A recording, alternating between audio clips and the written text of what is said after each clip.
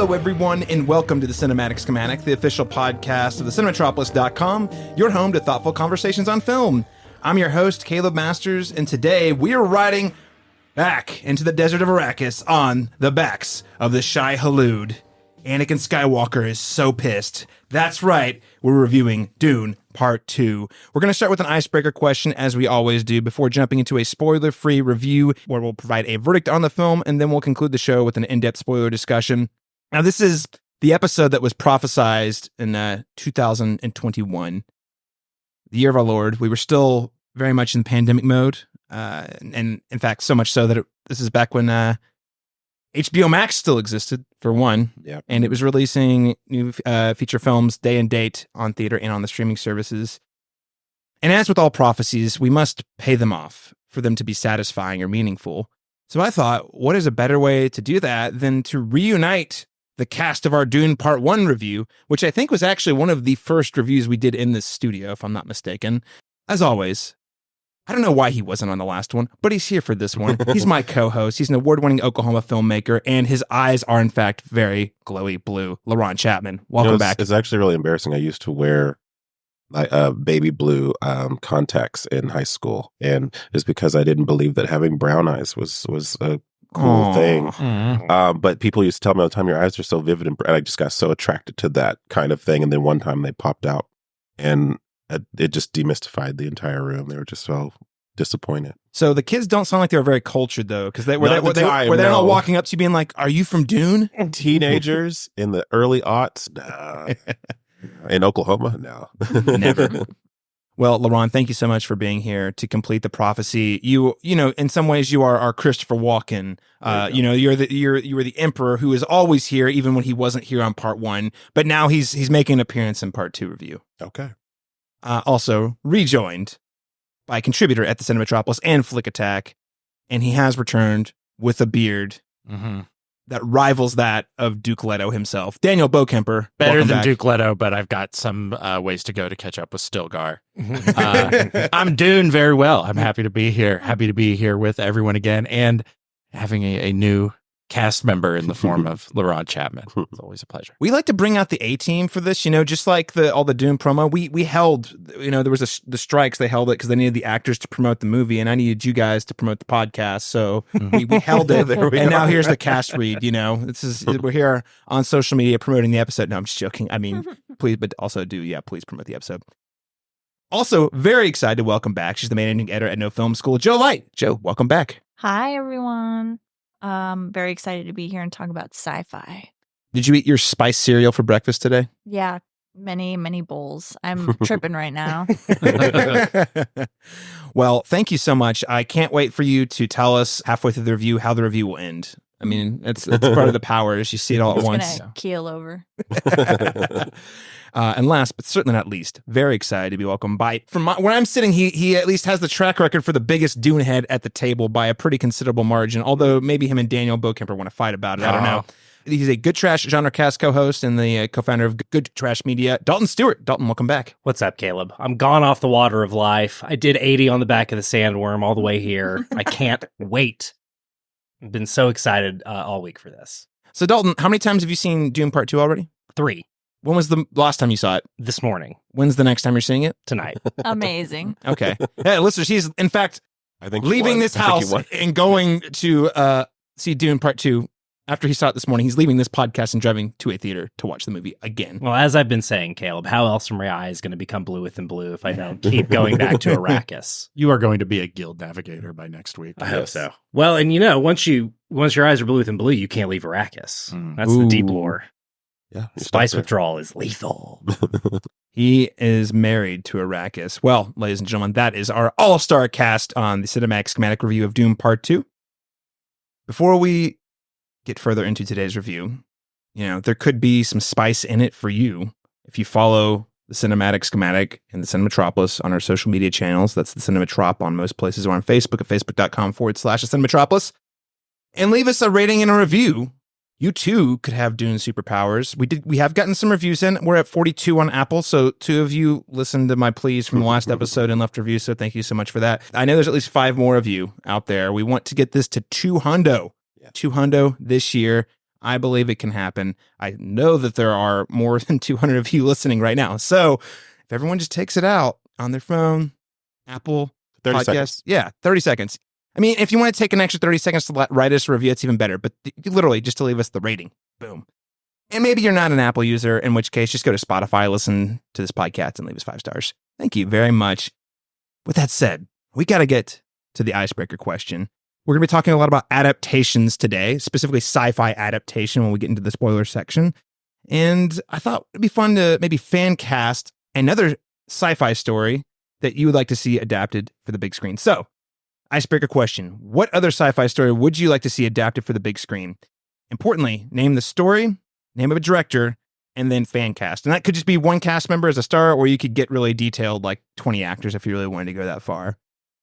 So I'm going to start with you, Laron Chapman. So there is a 2018 novel called My Sister, the Serial Killer that I highly recommend to people. And it is about 2 Nigerian sisters, one who can't stop killing her awful boyfriends, and the other who always has to help her clean up that mess. And it is a very darkly amusing story with a very vivid sense of space and time. And it has these very off-kilter elements that give it this kind of horrific, kind of supernatural fantasy quality. And this is something I could very easily see because it's very urban, the language and everything. I would say that Jordan Peele being the director with Lupita Nyong'o and Cynthia Erivo as the respective sisters. And so I don't know, this is a very well-known, but it was a bestseller, so it was popular at the time. But I could see this story being adapted at some point in time. And as long as they're the right age, I think that would be really cool. I think that's super cool. I think the thing we're going to talk about in the review today is, Dune is very influential. We talked about that in part 1. So I don't want to sell that short. But Dune was also described as unadaptable for a very long time and had actually had a failed adaptation by David Lynch back in the day. So that was so bad that he disavowed himself from the project. So it's a tough one, and I have to say, there's hope, Laron, for any sci-fi adaptation. Sure. No matter how weird or obscure, it's always out there. All right. I'm going to turn it next to Joe Light. I feel like I am cheating a little bit, but I love the novel Hyperion by Dan Simmons, and I know that Bradley Cooper is obsessed, and he's been trying to make this movie for years. I don't know that I'm interested in seeing his version of this movie. Oh, what? After Maestro? I would much rather, although I know it's so easy to say because Denis Villeneuve is doing such amazing work with Dune, I would rather see his version of it. Mm-hmm. And as far as the cast, I don't know, there's so many people, but if you're not familiar with Hyperion, the first part, essentially these pilgrims are going to visit this being called the Shrike, and it's just a lot of character background about what their stories are and why they all come together. And the Shrike is sort of just this monstrous being. And just thinking of how much I love Lord of the Rings too, the actor that played the Mouth of Sauron, I don't know if y'all are into like the something extended. Spencer or something like that. It's Bruce Spence. Bruce Spence. Yeah. Okay. Just a really lanky kind of creepy vibe guy. I think he could be a really good Shrike. He was also in Star Wars Episode 3, Revenge of the Sith, and has creepy teeth in that one too. He's a creepy teeth guy. Yeah. So I'm excited to hopefully see that come together someday, but we'll see how it goes. I mean, if there was ever a chance, Dune Part 2 has had a very promising Friday box office. So, if there was ever a chance to get more sci-fi adaptations, I feel like, the next 10 years could be it. Yeah. It would need to be, I don't know. We can't really take it away from Bradley Cooper, I guess, at this point. Who knows what happens? If he wants it, it's going to happen. I know. But I would very much rather see someone with sort of the weight of like an Arrival or a Dune. Right. Yeah. Maybe Bradley Cooper one day could make it. Maybe he just needs to work on a couple other movies first. I mean, again, very promising directorial talent. But I also hear what you're saying. He hasn't demonstrated that he has the chops for a big sci-fi quite like that. Daniel Bokemper, what is your pick? What's the story? Yeah, I think this one is already on the docket, but I don't know who's directing, and I haven't heard anything about it in a few years. But I know who I want to direct it is not going to be. Which is Alex Garland and William Gibson's Neuromancer. Ooh. Yeah. I would think, I'm surprised this who's one attached to it. Huh? You said it's not going to be Garland? No, I thought it was the Deadpool director, maybe of Deadpool 1, but I don't think I've heard anything about it since like 2018 or 2019. Again, should be a fine film. I don't even know if it's going on because I think they attempted to adapt it twice previously and it either didn't go anywhere or turned into a different film. But yeah, I would love Alex Garland only because he holds a special place in my heart. His adaptation of Jeff Vandermeer's Annihilation, one of my favorite adaptations, just in terms of taking a lot of liberties with an adaptation and still making something very compelling that captures the ideas of the original novel so well while, again, adapting it to screen. But I think, William Gibson's Neuromancer, I would say Barry Keoghan probably to star as Case. I just think he is waiting for his lead role that doesn't involve him drinking bathwater. And I think this might be the film that could do it. A lot of people, I think, would say Rami Malek for Case just because of Mr. Robot, and there's some parallels between those two characters. But I think the Barry Keoghan being a little more unhinged, a little more predictable, a bit of the body horror elements that you could integrate into something like Neuromancer, I think would work with him. I don't know who I would get for Molly Millions though. That one's still, I would think I feel like a Kristen Stewart would work, but at the same time, I feel like that's such a I don't know. I just feel like there's a lot of potential for the direction you could take that character, who would be even more interesting than the lead, presumably the lead in Case. But yeah, that would be mine. Alex Garland directing William Gibson's Neuromancer. Could happen. Alex Garland's tied out for a few years though. He's got his 28. I know he's not directing. I guess he's writing the scripts for the next 28 days, months, years. That's right. Later thing. Yeah. And of course, he's got Civil War coming out right around the corner. It's going to be and then a year defending it. At least that'll take some time. Yeah. Dalton Stewart, what story would you adapt? Well, I also feel like I'm cheating, but that's because I want to stay in Dune, right? Denis has made it clear if he gets to make Messiah, he's out. But there's so much good, weird shit left from Frank Herbert. And I too want to see Barry Keoghan do some body horror, and I want to see him become the God Emperor of Dune. The giant worm? Yeah, baby. Worm God, Barry Keoghan. He's one of our finest freaks, Yeah. And I think, wonderful. I think he would be great for that sort of worm tyrant. I just think he would do it perfectly. But who would direct? I feel like, that's the realm of somebody like Del Toro, right? He loves his creeps. Yep. There was already the possibility once upon a time that he was going to bring us The Hobbit. So, the idea of him taking over a beloved novel series has, happened before. So, hey, anything's Del possible. Toro for Children of Dune and God Emperor of Dune. I mean, I feel like that could happen. I feel like we will get to God Emperor at this point. I think it's popular enough. It will be alienating, but we'll see a swing. We'll see. I think so. I think we're gonna get Children of Dune, and that's when the audiences are gonna be like, this is weird. Yeah. I could be wrong though. We'll talk about it in spoilers. Actually, mine's gonna seem kind of lazy, but I promise it's coming from just an abashed fan's heart. But it seems kind of lazy because it's basically just a video game that ripped off of Dune, pretty explicitly. StarCraft. Okay. Now, big StarCraft fans, a real-time strategy game from the 90s that had a sequel that came out in 2010 that I played the hell out of. Really love it. It features 3 different races. There's the Terrans, which are basically the humans. The Zerg, which are kind of like these parasitic type. Well, not parasitic. They're kind of cockroaches. They're like xenomorphs. Yeah, xenomorphs. Yeah. They're like xenomorphs, essentially. Yeah, that's a good point. And then you have the Protoss that are the very, very high tech religious, but they're also like religious zealots too. Like they're really kind of have like a whole mythology and like godhood and thing they believe in, but also have the coolest tech. I was thinking about this because I didn't want to go with an obvious choice, but I thought this would be a great time to reteam Joseph Kosinski and Glenn Powell, where Glenn Powell plays Jim Raynor, who's a yeehaw cowboy, because he's basically like a yeehaw cowboy on Mars sort of thing. And, we saw him leaning into that in the Twisters trailer. I'm like, okay, I'm picking up. Joseph Kosinski, I know, everyone's like, Top Gun, but he also did Oblivion, and I actually quite like Oblivion as a film. Not perfect, but I was like, this is cool original sci-fi. There's especially visually, there's a lot of things going on here that I admire. And then you also cast, so Jim Raynor's romantic interest would be, she's a character named Sarah Kerrigan that is tragically turned into the Zerg alien queen. That's sort of a spoiler, I guess, for Act 2.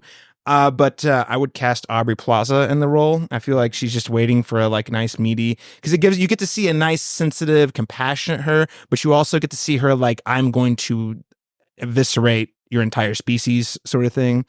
That we've also seen her doing what was that TV show? Legion. Yes, thank you. The X-Men.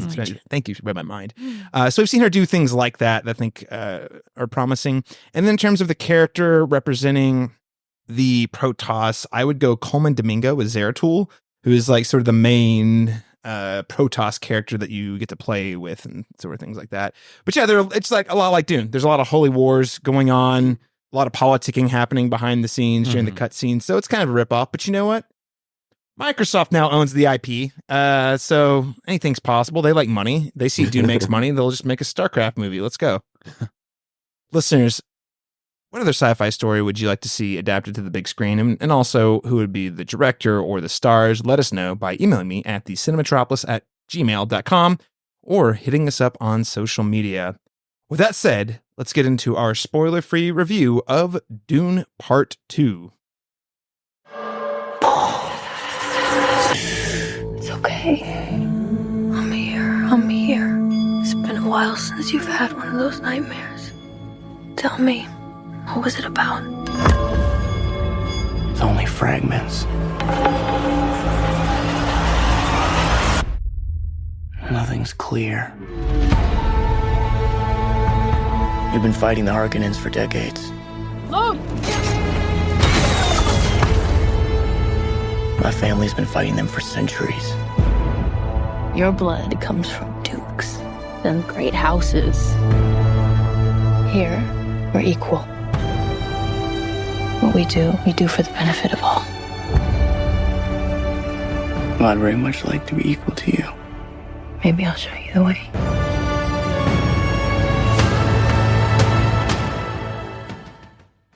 So according to IMDb, Dune Part 2 is described as Paul Atreides unites with Shani and the Fremen while seeking revenge against the conspirators who destroyed his family.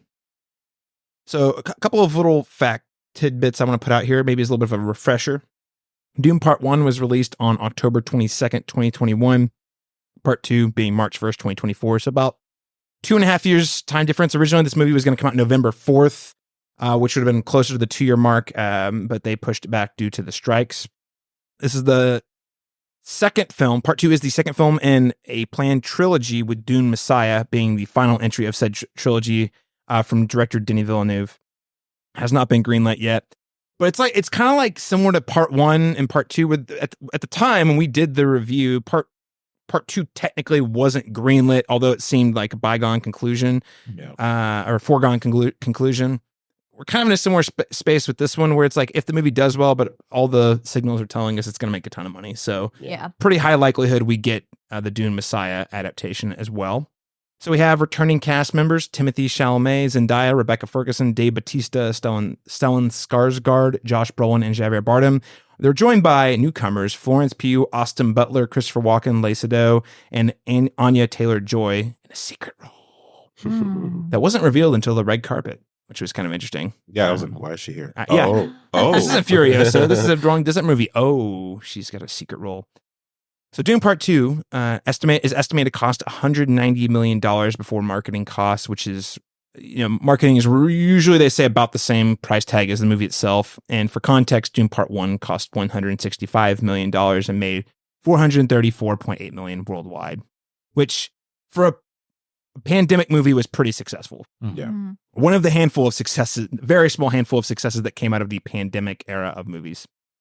With that said, before, just real quick, I don't want to belabor the point, but it might be really good, just give a super, super short reminder to listeners about how you feel about Dune Part 1, and then we'll dive into Dune Part 2. And I'll actually go around the table, starting with my left with Joe Light. Just general thoughts about the movie. About Dune Part 1. How did you feel about that movie, just to provide us a little reminder? I loved it. I'm a sci-fi nerd, and the world building was incredible. I love all the actors. It was a beautiful film. And you, I just re-listened to episodes. You had not read the novel before seeing the first one, right? I have still not read any. So hello, everyone. I don't know anything, basically. Rebecca Ferguson has been on a has been doing this on her tour right now, basically saying, like, you said you were going to read it before the last. Have you read it now? Still haven't read it. No. Sorry, guys. She's like, tell me what happens. I know. I literally was walking my dog and I picked up from our little local library in our neighborhood, Dune Messiah. Haven't read any of the others, but now I have that one. So maybe I gotta know what happens next. You know, can jump into Messiah. Yeah.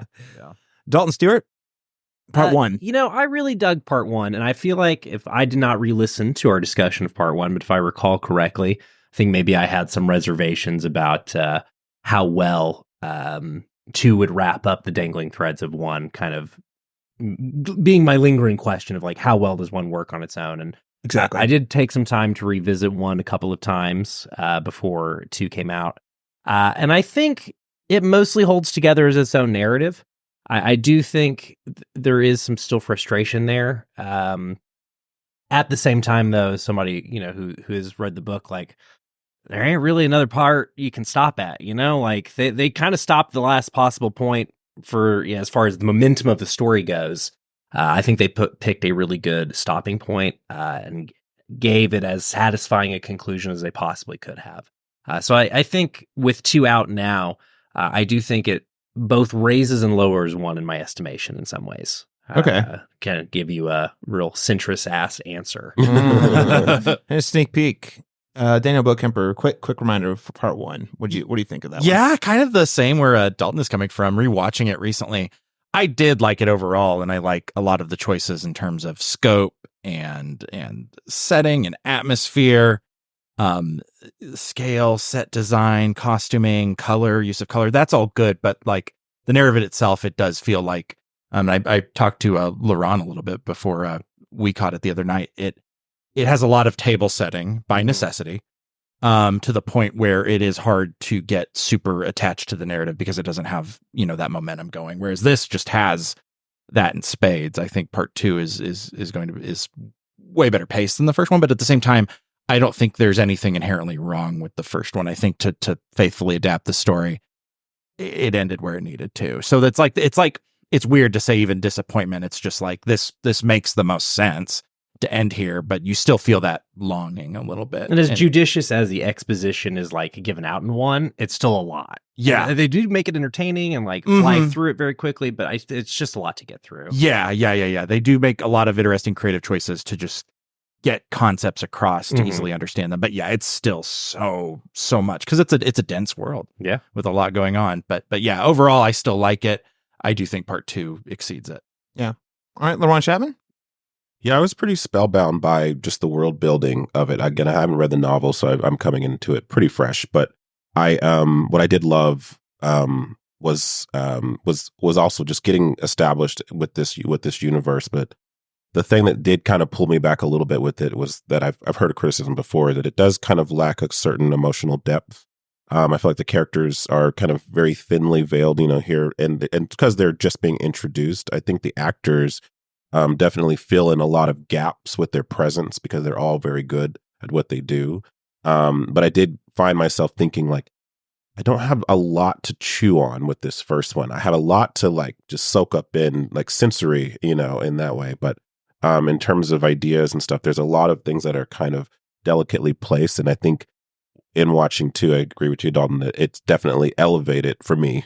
One, in my opinion, in terms of, okay, there actually was a lot set down. I just didn't realize they were very subtle about how they were weaving it in. And so, which was a very clever way of not, dealing your hand too quickly, so, but I was a huge fan of it, all the same. Yeah. So, going back to the first review, I think I said at the time that I loved the movie. I gave it like an A. I did say it could have been an A+, but it just ended weird. And I do think part of that reservation was, I don't know, we had a disagreement on the show at the time about whether or not they knew they were going to do part two definitely, or if they were waiting to see how it did at the box office. But I was more skeptical, saying that if we hadn't gotten part two, I don't think it would have been very good. Like, that's the thing. Like, it works because there's a part two coming. Yeah. But at that time, we didn't really 100% know. And I do think knowing that the part 2 is coming, I watched part 1 the same morning I saw part 2 the first time, and it worked beautifully. It was like watching a giant epic and just taking like a 4-hour intermission, basically. They work better in tandem, for sure. Yeah, absolutely. Yeah, you really need both of them. On its own, though, I think one's great setup. I think the world building's fantastic, and the filmmaking, the craft is just unbelievable. I mean, again, we've talked about this a lot, but where so many movies the VFX are so bad, and the nothing burger all the time, everything looks kind of the same. And then Denis Villeneuve comes in and lets you like live and breathe and soak in the world. And I know they shot a lot of it in an actual desert, which again is an increasingly rare thing to do these days. But like it's how they shot it. It was big. The camera lingered on the world. Yeah. The ship lands. You actually take time to watch the ship land, and you get to see the planets. Just little details that you get to take in, because we're not focused on cutting to the next beat as fast as possible. It was a very patient movie, and I think it trusts the audience a lot, which at this table, I know we appreciate that a movie that respects your intelligence and your willingness to buy in. I think it was a huge risk, and I'm so glad that they took it because it paid off. But also, this could have just as well been the freaking Dark Universe where we got the Mummy movie, and it didn't make any money. And then there was, you know what I mean? Yeah, like sure. This could have been the story of like, well, they made a good first movie, or they made an okay first movie. No one showed up, and then we never found out. We never saw the climax. Man, we could have had less Zendaya. Like, imagine this. Oh my gosh, she's barely in that movie. With that said, though, I think yes, watching them in tandem is the way to go if you can. Maybe not on the same day. If you can do that, cool. But like, you know, back to back, same week. I think watching part 2 also makes part 1 just better on its own as well. With that said, what did we think of part 2 overall? Starting with you, Mr. Daniel Bokemper. Yeah, I loved it for the most part. I think its approach and how it looks at a messianic figure in the hero's journey, like it's so important to have that in modern blockbusters, because we get so many, you know, people who are just wholeheartedly good, and sure, they have their challenges and they have their temptations and they have their ebbs and their flows, but for the most part, it is a very linear, very black and white, good overpowering evil, with the exception of like some more modern films have done. I think The Last Jedi, with its interpretation of Luke, does a good idea of at least looking at what a prophet or a prophetic figure or a chosen one looks like in the aftermath, in the wake of everything that they caused. But it doesn't really parse it, nor does it, in the grand scheme of things, feel all that consequential in that film. Whereas this is the heart of the story, is this figure uprising, and again, on such a wide scale. But I think it's in a way that is very, very accessible. And I appreciate that. I think making Dune extremely accessible is good. Because it does have a lot of really good ideas going for it. But beyond that, just the ensemble is really great. Even while I will say maybe some of the characters don't feel like they get all of the time they need to breathe, I do feel like I wish there was like one encounter between Paul and Feyd-Rautha before they ultimately have their encounter. I know they technically don't, I think, have one in the novel from what I recall until they have that knife fight. But there's also some other things that liberties are taken with this film. And so I think some of that would have helped. And I was hoping that some of the visions we got, I think they're being all saved for the presumed part 3. But I did wish there was a little bit more into the vision and of those visions of fiery doom. We do get more of those, and I think it's appropriate, but I just would hope there was just a bit more of that. But beyond that, it's beautifully shot. It just clips by too for basically a 3-hour movie. It's just, I don't know, so well done and so well executed. And it feels like a big space opera that I've been wanting for a really long time. So overall, I really enjoyed it. And again, that approach to the hero's journey that off the top of my head, I can't think of any other blockbuster films that look at it in quite this light. You don't feel a sense of triumph. And I think that's very appropriate.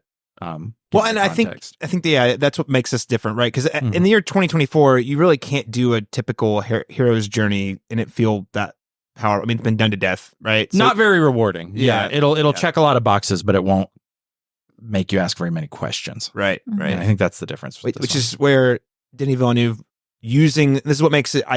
Having not read the third novel, this is what makes it a great adaptation, though, right? Because my understanding is that even the first novel, and as I recall, it's really not ultra critical until later, right? Yeah, Dune Messiah tends to be the more of the reflection. I do think Dune. It's in the subtext. It's kind of there's a device throughout the novel that's kind of jettisoned, right?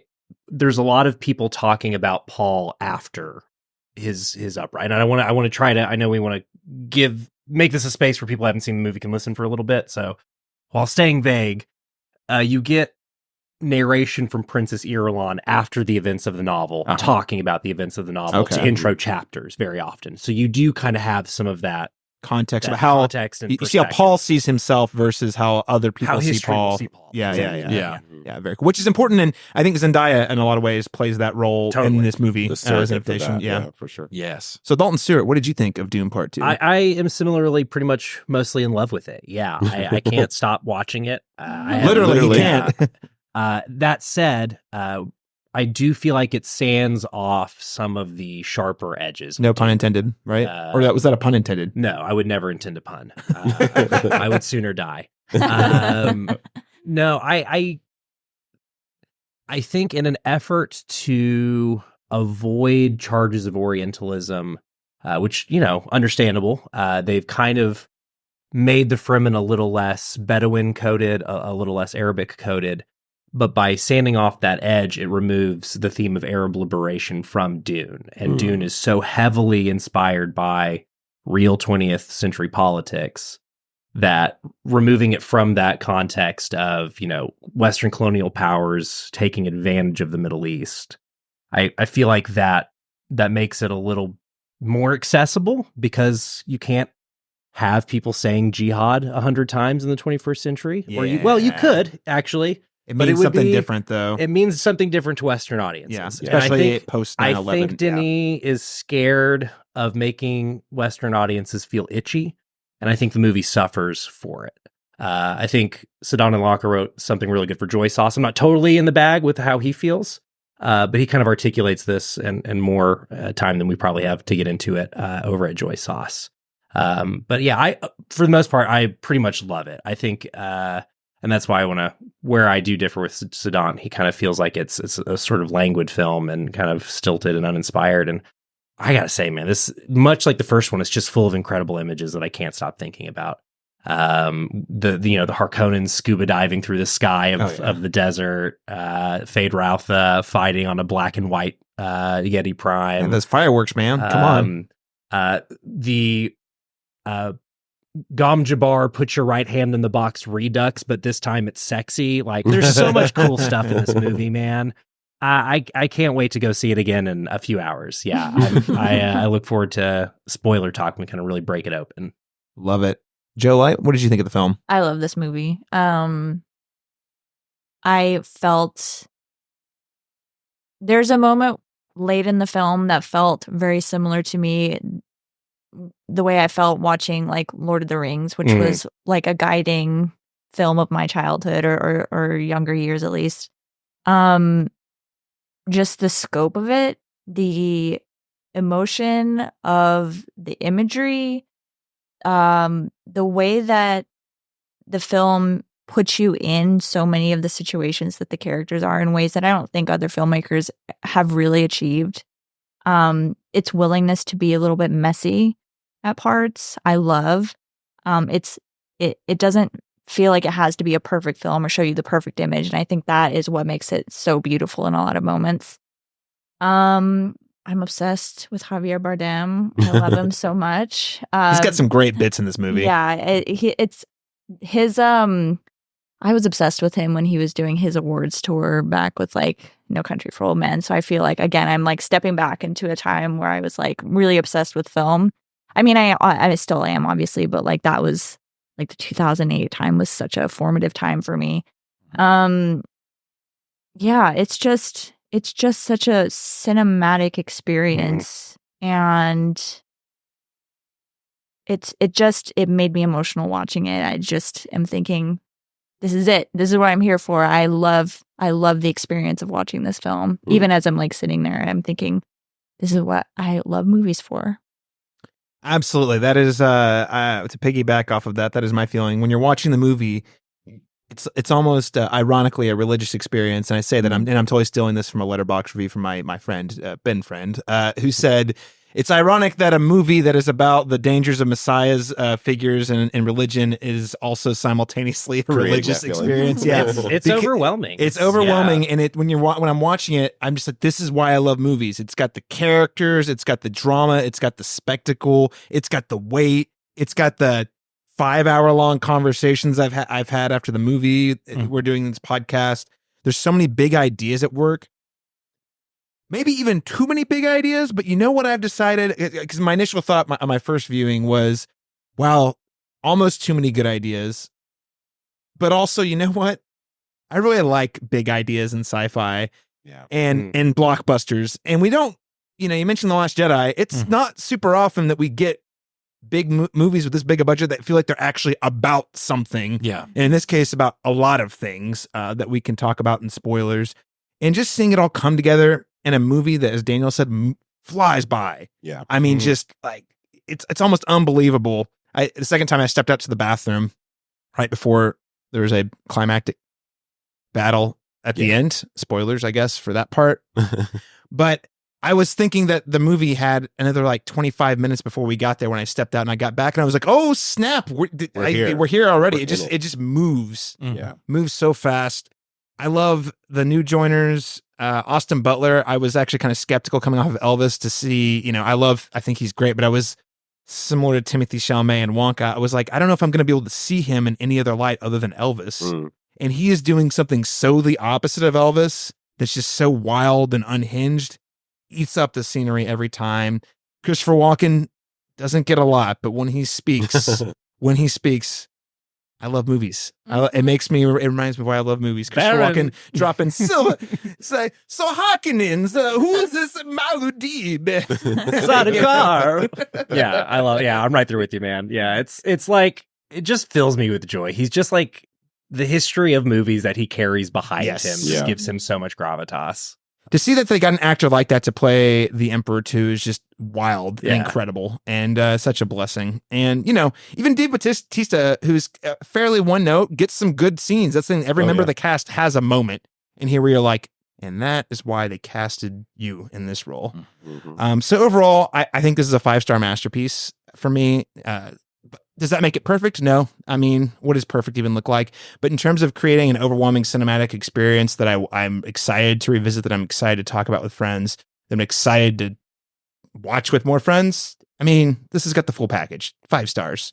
Top notch. I love it. Total cinema. And I think it'll go down as, one of the great, cinematic sequels that we've had. I mean, I'm putting it up there with Two Towers, The Godfather, The Dark Knight, T2, Aliens, X2 for you. That's for you.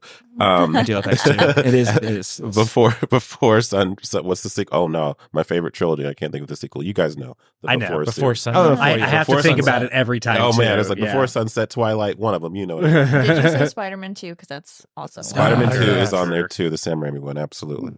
But yeah, I think just the themes are richer. It just feels like a very almost, I hate to say an important movie, but it does feel like there's a huge intersection of ideas that we're mining through as a country right now, and I just love it that exist in a spectacle as well, that those two things can exist in the same space. So. I think the thing that gets me really excited hearing you say that, Laron, is that the themes that as somebody who like really fell in love with the book in the lead up to one, it's awesome that people who haven't read the book are getting the themes that I love the most. You know what I mean? It's exciting to see that like that. No, that it's not just because I read the book. It made it into the movie. Yeah, people are picking up on like for sure. And Denis did a good job of distilling like what Herbert was trying to get at. And the one thing I will differ with you from your critique earlier was about how they removed the Arabic kind of nature of it and made it a little bit more malleable. I think that helps me as kind of connect it to more modern things, Sure. And I think if it's too specific, then it does become like, oh, this is a critique about this. But sure. I feel like here it's open for interpretation for a lot of different ideas in that way. But I think, with that being the inspiration, which I didn't know, that makes me look at the other stuff more interesting. The language in the book is like much more using direct like Arabic linguistic influence, and they've kind of scrapped that and started from scratch with the language they use in the film. I mean, I think it's still clear that he was obsessed with the Middle East. Yeah. It's still kind of there. Yeah, I don't know that we really. As soon as you say that, it's like it makes sense. You're like, oh, I see what's happening here. Yeah. It's like, but I just want to add one more thing, and before I do want to say, looking at the whole 2-part thing, the one thing I want to add, and we're going to talk about more in spoilers with the specifics, is, they might have removed some references in terms of the cultural context of when the novel was written. Guys, there's some weird ass sci-fi shit in this movie. I am so happy it's here. Yeah. But also I'm like, Warner Brothers let him put a freaking plasma from a worm that does a thing. I don't want to spoil it actually, but there's just some weird stuff where you're like, this is sci-fi nerd, like deep cut. And Denis Villeneuve was like, we're going to simplify it as much as possible. We're going to put it in the movie. We're not going to over-explain it. We're going to explain it just enough that people understand why it's there. And then he's going to show it to you. And we're going to move on. And I love it because it's trusting the audience to like understand mechanically what it is without tiptoeing into the over-explanation territory where either people get bored or you start to explain it so much that then the audience has too many questions about your explanation and then they're distracted from the film. He's like, here's the thing. Here's how it works. Yep, this is where they get the water from. And done. Right. And I just think it's so cool and so bold that this sort of stuff made it into a movie that's being put out for audiences in the mainstream on a $200 million budget. Because it's just crazy. Like even 10 years ago, like this sort of stuff, there's no way a studio would have greenlit some of these scenes, Right. But seemingly, I don't think any of us at this table would argue that, but an executive might argue, why did we use 1 minute of screen time to show that thing? And the audiences don't care about that. You know what I mean? Like, because So anyway, I think it's cool. Hey, do we think this is a satisfying payoff to the promises made on part 1? And Dalton, Stuart, I'll start with you. I mean, this is all killer, no filler. It's all gas, no brakes. It's just, as you said, it's so well paced. I do worry at times that maybe it's a little too fast, in the back half, there's some connective tissue that it feels like has been excised. And I'm like, fuck the studio executives. Let's make a 3-hour movie. It really feels like somebody said, we got to get 15 minutes off this thing. And I feel like we could use another 15. But I do feel like it pays off one. Yeah, absolutely. And I do remember one of our lingering questions when we talked about part 1 was sort of, is this going to be a successful enough adaptation of Dune that it avoids like white savior stuff? Is it gonna like actually get into the meat of what Dune's really about? And I think it does, which is to me one of the great failings of the Lynch adaptation is that it kind of misses the point of what Dune's about. And I think this, like, as Daniel said, it makes it super accessible. And I guess we can debate in spoilers how valuable accessibility is. But I think that they're, for what they were aiming to do, I think they succeeded. It's certainly, without being too specific, it's certainly a huge, big blockbuster that ends, and it's like, I don't know I don't think I'm feeling too good about the direction things are going in, know? Like it's kind of a downer ending mostly. Another way it pays off one, I feel like the craft is just like as excellent as one is. I feel like they really stepped it up. I feel like the craft is even more, the cinematography, the costumes, the choreography, like it's all taken to another level in this one. Greek Fraser, man. A+, one of the best DPs. Just one of the GOATs, right? Like in the last 5 years alone, he's just like stacking up incredible credits. Yeah. He's going to be the Roger Deakins where it takes him forever to finally win the Oscar. He'll be nominated against himself, but don't worry, man, that guy is so good. And he's only got exciting things ahead of him, I think. Absolutely. Joe, how do you think this pays off? Having not read the novel, how do you think it pays off on part 1? I mean, I don't know if I have anything really further this to say, but I do remember thinking at one point, sort of near the beginning to middle, I'm so grateful that we're getting all of this. Like, I think that the relationship in this is set up so well, and it gets the time that it needs to develop. And we spend a lot of time in the desert just like hanging out. And I just am like I remember thinking like, this is awesome. Yeah. We're getting all this. And I mean, it does pay off, I think, part 1 really well. I think that it grapples with the ideas that we've been talking about super well. And I'm glad that it's complicated and, like I said, a little bit messy, a little bit not perfect. in the ways that it's telling the story and laying things out and sort of trusting us to come to where we feel about that. Mm-hmm. Oh, so much juicy stuff in the spoilers. I know, We'll get there. We'll get there I'm soon. trying to be careful. No, Yeah, I know. We're all doing great. I team. don't want to. I don't want to tell the audience why I'm preemptively nominating Rebecca Ferguson for Putters and Murmurs performance. Just she has some good stuff in this just movie. some great murmuring. Laron, you also having not read the novels, what is your take? Do you think it pays off part one? I do. I mean, I think, like I said, the strength of the first one, again, was the world building and this sense of kind of foreboding dread that's kind of established in the first one. Because a lot of people will say the first one was very cold and calculated, but I kind of appreciate that quality of it because it really did help me understand, again, what's at stake here. And again, the emotional depth is so much deeper here between the characters and the relationships. I didn't have a connection to the Timothée and Zendaya. We couldn't in the first one because she was just a dream girl. She was just a specter. She's just a pretty girl. I was like, I get it, but also I don't know her. It's like so. Yeah. So it was just really nice to see her get something really meaty to do here. And I do feel like she's kind of the surrogate character for the audience dealing with this interplay of his ascension into power and whether that's a good thing or a bad thing and what his motivations are for it. And the film leaves just enough conflict at the end of this and momentum, I feel like, to warrant, more entries of this. I thought I definitely got to the ending and I was like, yep, they're clearly doing another movie. Like it's not like part one where it ends and you're like, oh, well, we didn't get the payoff. Right. It feels like it's complete enough on its own that if there's not a third movie, it's still satisfying. But the ideas are clearly on the table where you're like, oh, I see exactly what the thread we're going to chase is. It's for the such next a nice one. antidote to the MCU, right? Oh, of yeah. like setting up more stuff to come, but not in a way that makes you feel like you've been robbed. Yeah. Right. In any way. There wasn't a mid-scene credits, that Christopher Walken with an eye patch shows up and, and something like that. Daniel, what did you think? That this did it provide satisfying payoff on the promises? Oh yeah, absolutely. And I think just to speak to Dalton's point a little bit too, earlier where it corrects, the fatal flaw of Lynch's Dune, but also, as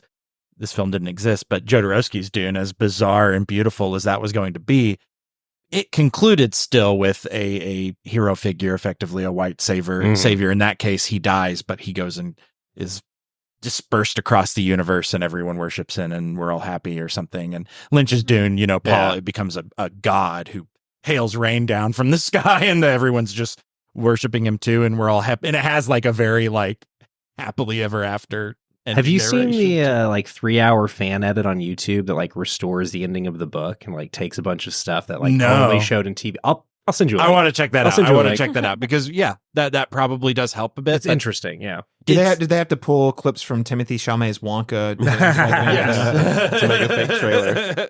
But it hits those notes, and I love ending a blockbuster with a pit in my stomach. That's like, oh no, this isn't good. Like you see Javier Bardem just like, let's go kill him, and he's just running onto the ships with the Fremen, and they're all floating away, and you're like, oh, this should be awesome. And I'm just like, I don't want to see where this goes. It's almost like war is bad. Wow, there's a lot of people who are gonna die from this, and I don't know, but also just the way it takes some of the ideas from the original film and extends them a bit, and we'll speak to this a little bit in greater detail, but I think that sense of scale, that massive imperial disco ball just hovers over and dwarfs. Just a disco ball on fire in the sky, yes. Daniel. Like, come on. I know. What more do you want from movie? But then what emerges from it? And I think what I loved about one of the opening scenes of Dune Part 1 is there's all this, like, there's this routine, there's this ritual we all have to do. Like, here's this massive thing for Duke Leto to sign something to be like, yeah, I'm gonna go and do this thing because I'm told to. Like it has all of that stuff built around it, but very normal people. And I think this speaks to the quality of the cast in this one. Still very grounded. Still, it feels very human despite this huge scale that like dwarfs you. It's kind of the disconnect because I used to, not so much anymore because it was kind of co-opted by folks, but the like Warhammer 40K was always about, and Warhammer by extension was always about scale and being so small in the universe that like nothing you do really matters. And I think this kind of conveys this, but at the same time, it's still I don't know, you still get some of the grandeur attached to the cast, but they're still very intimate. All that time we spend out in the desert, there's very human connections that get built. And I think a little more so in this film, of course. Well, and it finds its way into the action too, right? Like it's big explosions and stuff, but a lot of like hand-to-hand knife fighting, like that the intimate and the grand is something that does a really good job of blending. Yes, and they're both really there. And I think just seeing the Emperor of the Universe is Christopher Walken, and he's very feeble and looks like he's kind of wearing a nightgown a bit. Not that he isn't like calculating and a good character, but I think it's like, oh wow, the entire universe is beholden to this old man, and he's just kind of an old man. Heavy as the head. And it establishes those stakes really well in terms of like, whenever I always say like action movies, like the thing that separates it is if we like a movie like Drive, for example, it's like if we don't care about the person who's behind the wheel, then we're just looking at pretty pictures, like, so when we're invested in those people that are doing the action, then it does add that extra layer of depth, so it's really nice that that's here. And I actually really appreciate the choice to frame this one through the lens of Florence Pugh's character in terms of the opening. When we get that narration a few times throughout, it adds a lot of context to the film. Because the thing is, the first film, you don't see any of these Imperials. You just hear about them. They're these invisible forces that are manipulating the universe. And then it's so cool to see that connective. Oh no, that the mysterious force is just some old dude who's got some religious zealots whispering in his ear about what to do, And it's super cool. Just in terms of storytelling, a great way to show, to like take that, zoom just that much further out and see that things aren't what you expected to see, Or as absolute. Yeah, for sure. I think the one thing I want to add here about that, just in the way this pays off, I really love that we get more of the Bene Gesserit stuff that really, it's so intriguing in part one, but it wasn't entirely clear what they're doing really. That motivations for sure, yeah. But that you go all the way in part two. And again, you get to see their actual connection to the politicking of the world and what they're able to do for people. These deals they make, we get to see in action and on a much grander scale here. Yeah. Which again, also I think I don't know for sure, but I'm assuming part three, they're probably pretty essential to that. Because there's this whole kind of illusion at the end that like, their game isn't over yet, even though it looks like they've lost, sort of thing, maybe, perhaps. Well, hey, what letter grade do we want to give Dune Part 2? And then we'll do some alternate media recommendations and then jump into spoilers. Laron? I give this an A. Yeah, I don't have a whole lot of quips with this one. I think that it's a vast improvement on the already excellent first entry, and it's left so much for me to chew on mentally, and then also a lot to look forward to with it. So I think this is great sci-fi, and it's one of those genres people say that I'm hypercritical of, but I'm always like, but not when they're done good, not when they're done well. You know what I mean? When they're done well, and there's something else in there for me to pull out or draw from it or extract from it. Is that's the best thing you can ask for out of a popcorn film, and we get it all here. So awesome! Cinema is back, baby. Cinema's back, baby. The only movie we're going to get to watch between now and next year's Oscars, because Dune's going to be the Dune show. Yeah, just keep watching it, guys. Just keep watching it. Dalton will have seen it by about 500 times. You got a head start. Daniel Bokemper, what letter grade would you give Dune Part 2? Man, I always do this. I end up rating something and then like wanted to revisit later, usually to rate it higher. And like for this it's one, good to just be flexible with your ratings. Yeah. I know, right? No, Daniel does a thing where it's amazing, it's perfect, I love it. B minus. I'm not doing that this time. I'm just joking. But you're right. You're absolutely right. I do that. But I do that. But the I'm between like an A minus and an A, and I think I lean towards an A because I think watching it again, I probably a lot more things will connect for me. But I can't help but feel there's just a little bit missing from it. There's certain characters, and there's so many characters. Why does Paul's Chris knife become a metal knife? Yeah, I know. That's so cool. It's a worm's tooth. Here's a great question. Can anyone who hasn't read the novel tell me how long the story of Part 2, like what's the amount of time it takes place over? Well, because there's like the Phaedratha's introduction is like what? Like, so the whole thing is like 600 pages. Like Phaedratha's. You said who's not read the book, right? Not read the book. I'm going to be quiet. Like time period. Like in terms of the duration of time, was it a week? Was it a month? Was it less a year? Than 9 months.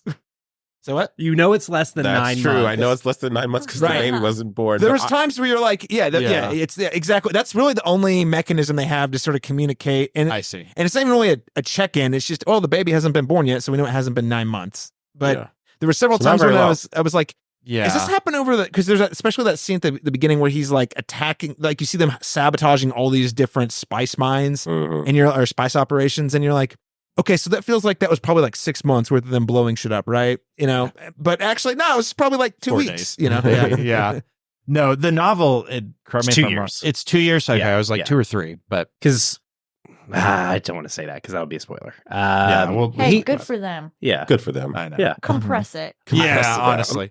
But yeah, no, I feel like an A is pretty good. What caveats I have are very small. It's a great film.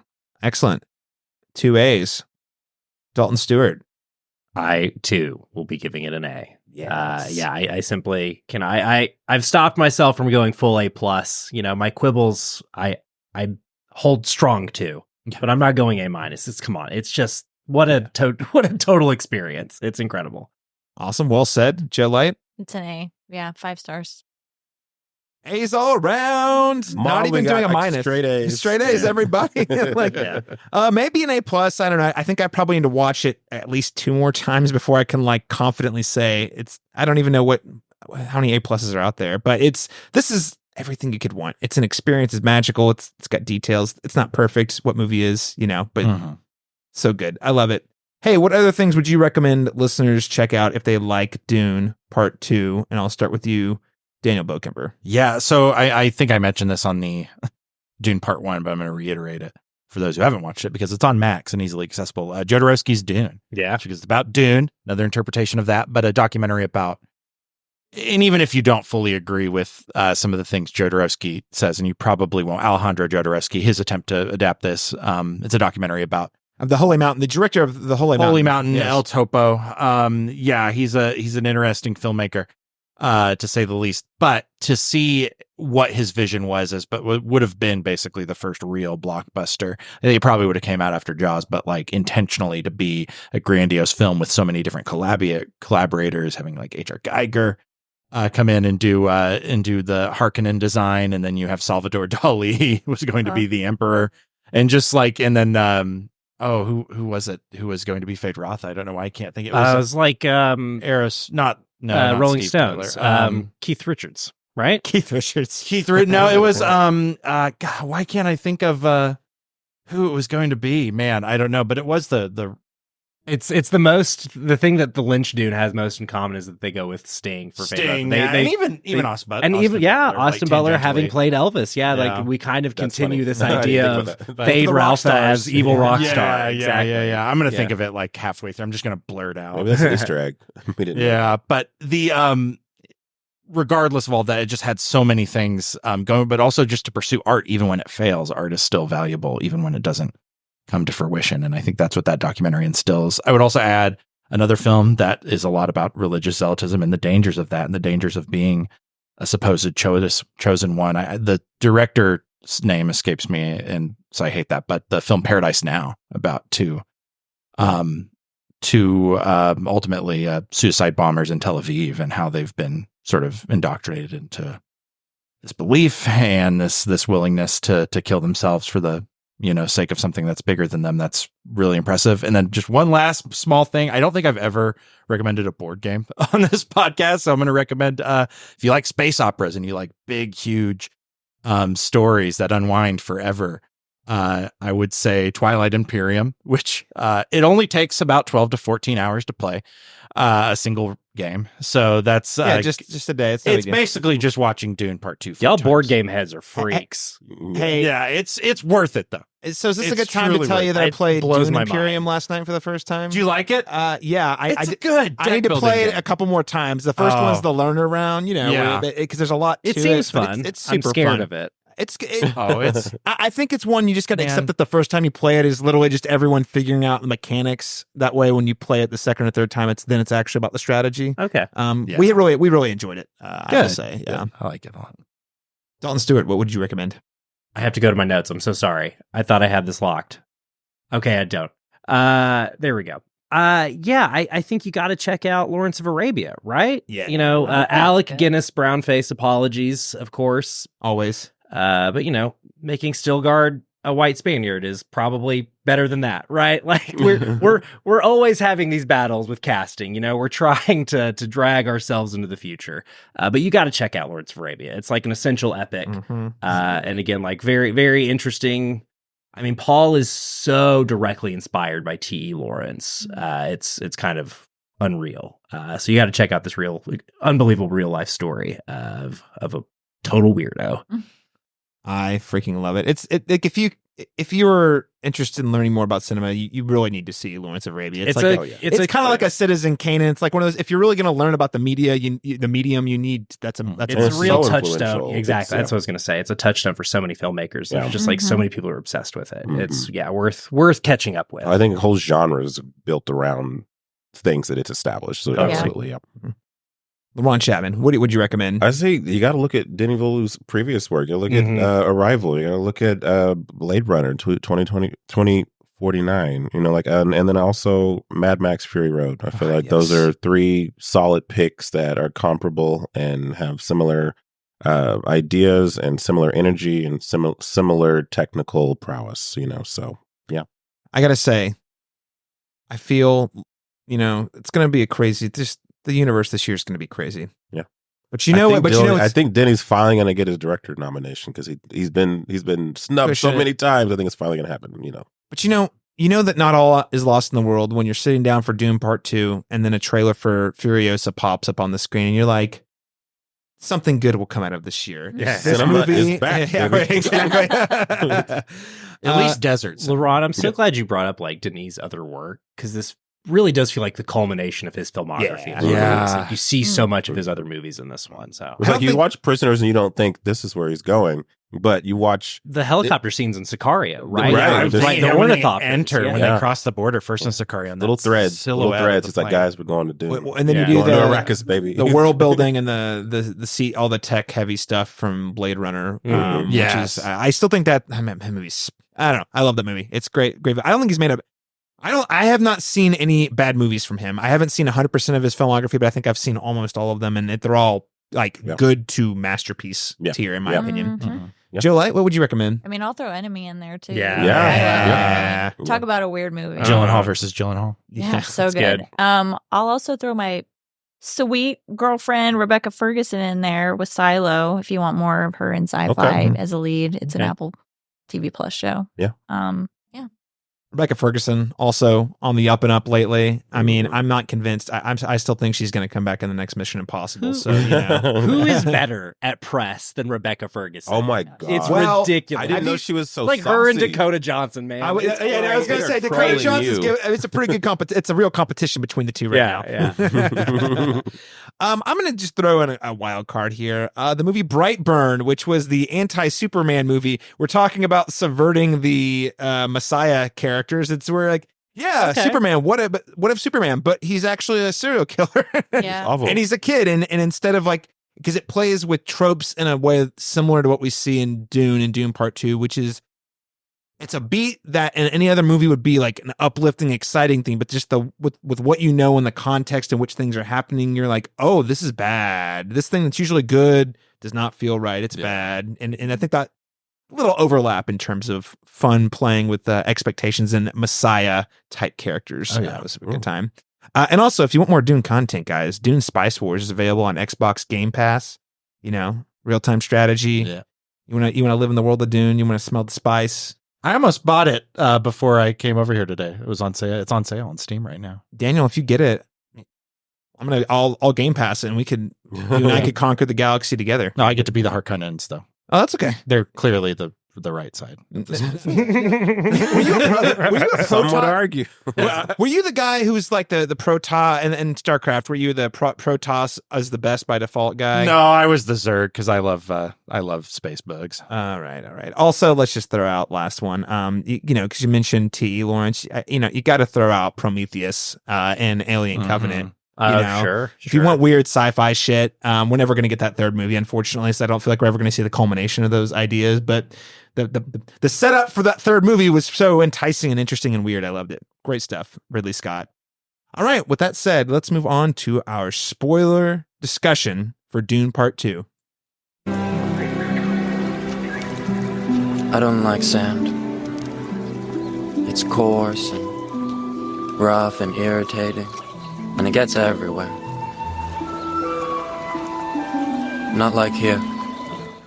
The dangers of messiahs. Let's just start with there. This is a theme we talked about with part 1. They really amp it up in part 2. Let's really unpack how this film subverts that idea of messiahs by making Paul's visions of his ascension to power more ominous and frightening to Paul himself in part 1. In part 2, we see it less frightening to him. It's like he learns how to wield it.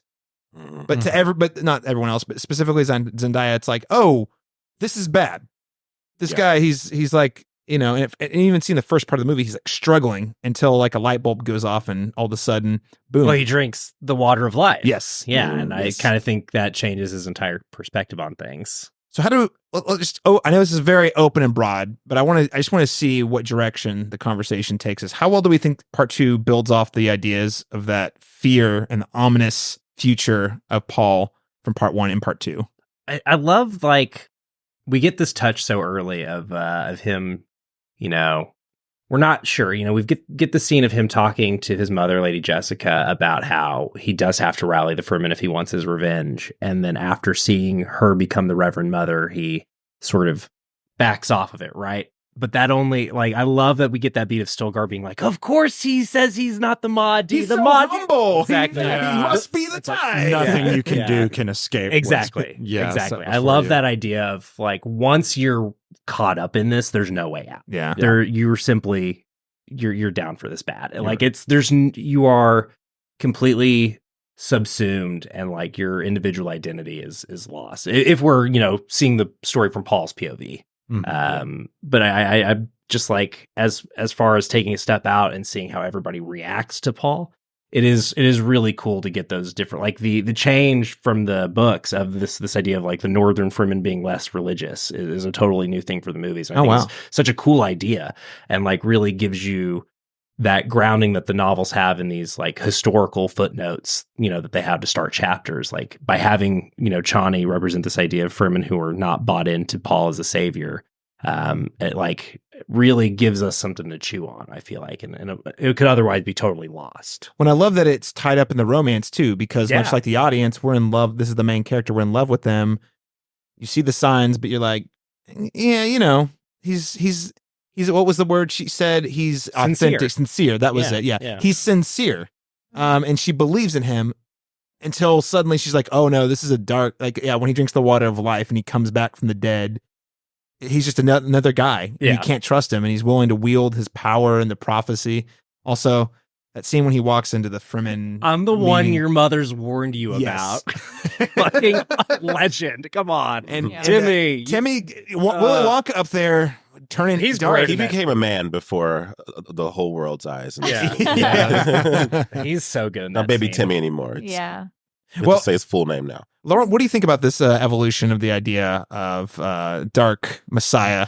Yeah, it puts him in a very precarious situation because he doesn't seem, at least initially, to fully believe it himself. You know what I mean? Like, and he's wrestling with it, but he starts to kind of weigh the pros and cons out for himself and how it benefits him in the long run. So there's this question, or this, at least for me, the question I'm left with is, does he really believe he's this person, or does he see it as a means to an end to get what he needs? You know, and that is the conflict, right? There's the whole conflict. How do you read it?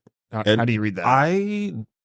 I think both can be true, and I say that it was like it's his reality now. You know what I mean? Like, doesn't matter if it's true or not. If they believe it and I can get what I want of it, then it is true. You know, and that's the whole that question ambiguity of faith. is where it thrives. That's the whole that's the whole extra, conflict of faith. I feel like it's like extra, that's actually extra dangerous, though. It's extra dangerous because now it's ego. You know, and so there's that whole motivation, and he obviously does have vengeance in his blood because there's also that motivating factor for himself in it too. So he's avenging his father in one breath, but it also there's other things that are in the crossfires of this exchange. So in so many things he has seemingly very little control of. Like, and if he is still continuing the Harkonnen line, regardless.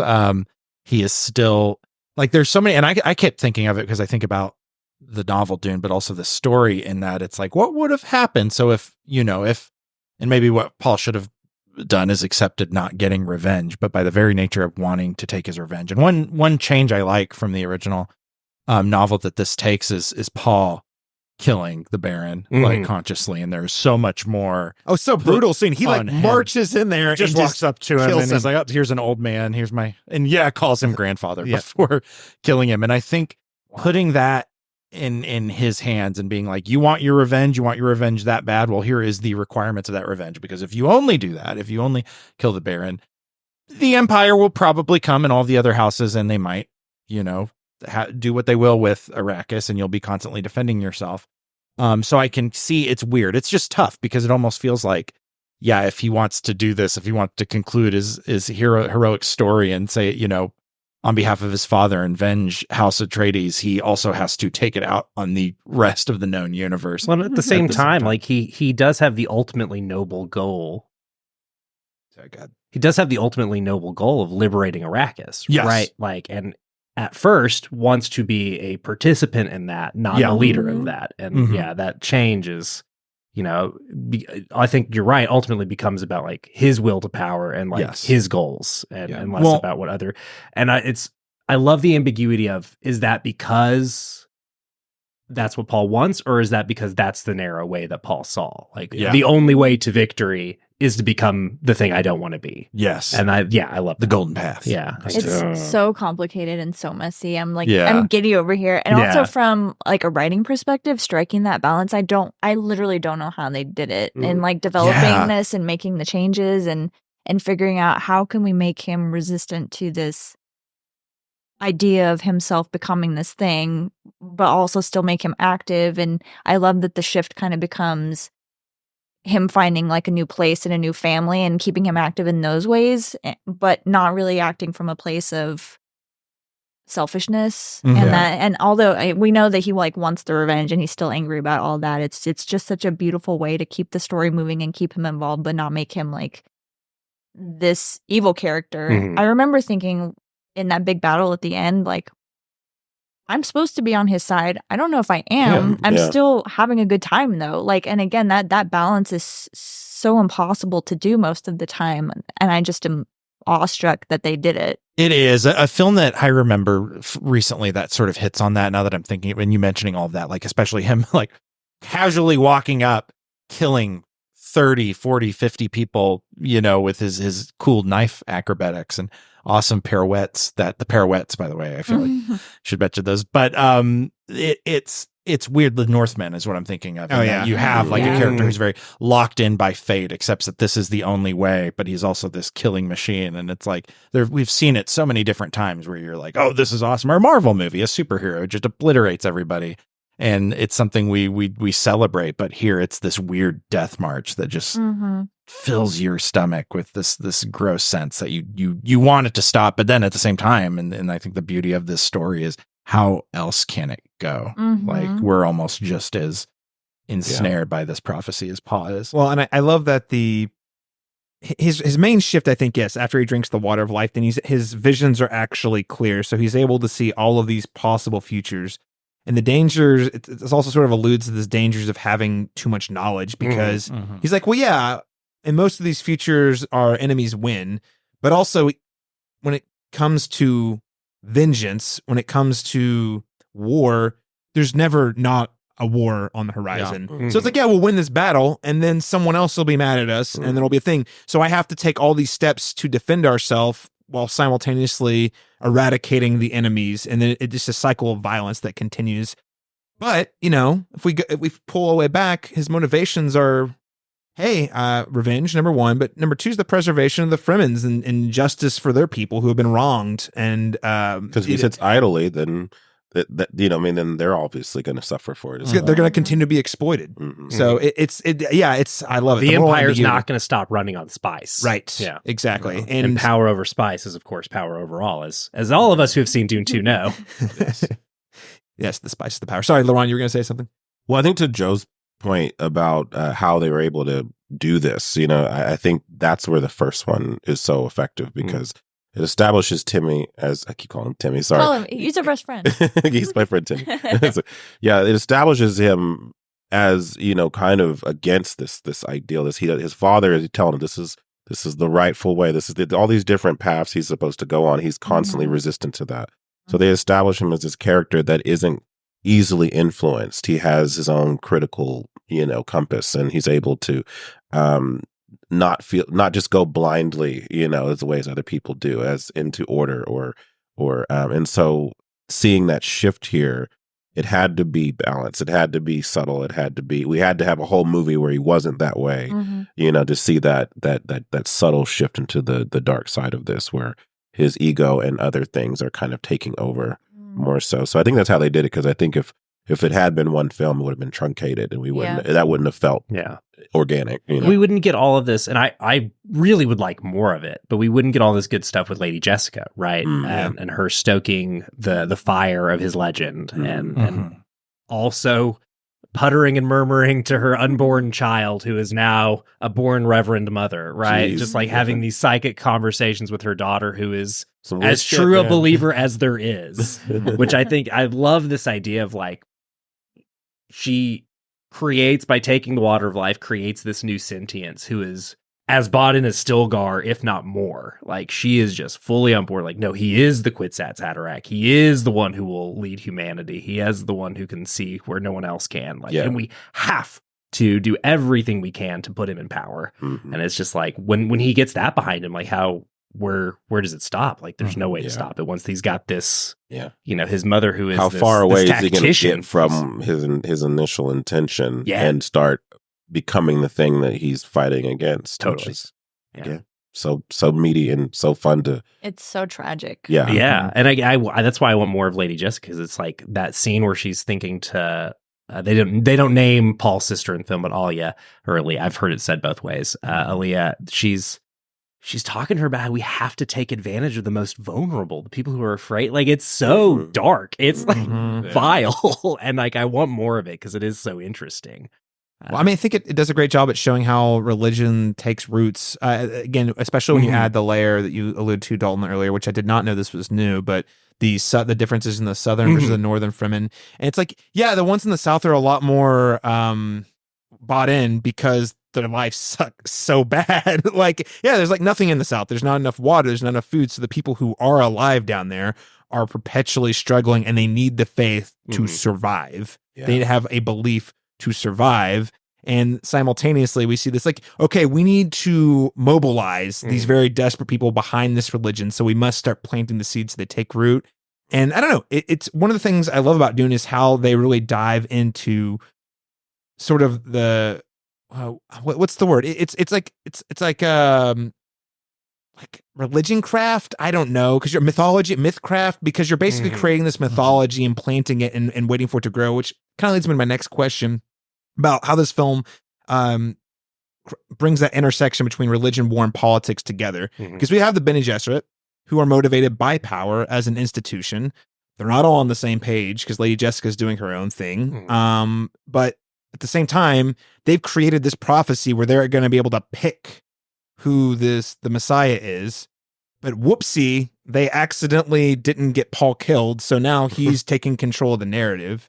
Simultaneously, so the war really becomes a war of, from the political side, you have the Imperials fighting for power and control, driven by the Bene Gesserit, who are trying to, on a larger level, control this religion that is being pulled away from them. So I don't know. I just wanted to dive in. What do you guys think about how the film tackles that intersection, which in my mind is one of the most fascinating parts of both Dune films? Well, the line that's translated as "Long Live the Fighters" is in the novel an anglicized like version of an actual Arabic slogan from like Algeria during like the fighting against France, and it's like "Long Live the Martyrs." So it's like even more in the text, like that idea of religion being an incredibly powerful motivator for a fighting force. And the thing that I'm one of my quibbles is like I think Denis is, I don't know if he's not as interested in it, or doesn't have the time for it, but he gets less into the theology and spirituality of the world than Herbert does. And part of why I missed that is because the theology is like really interesting. There is like some interesting like ideas about, you know, humanity's oneness and like, you know, sort of the divinity of nature and like some really cool ideas that make Paul even more seductive.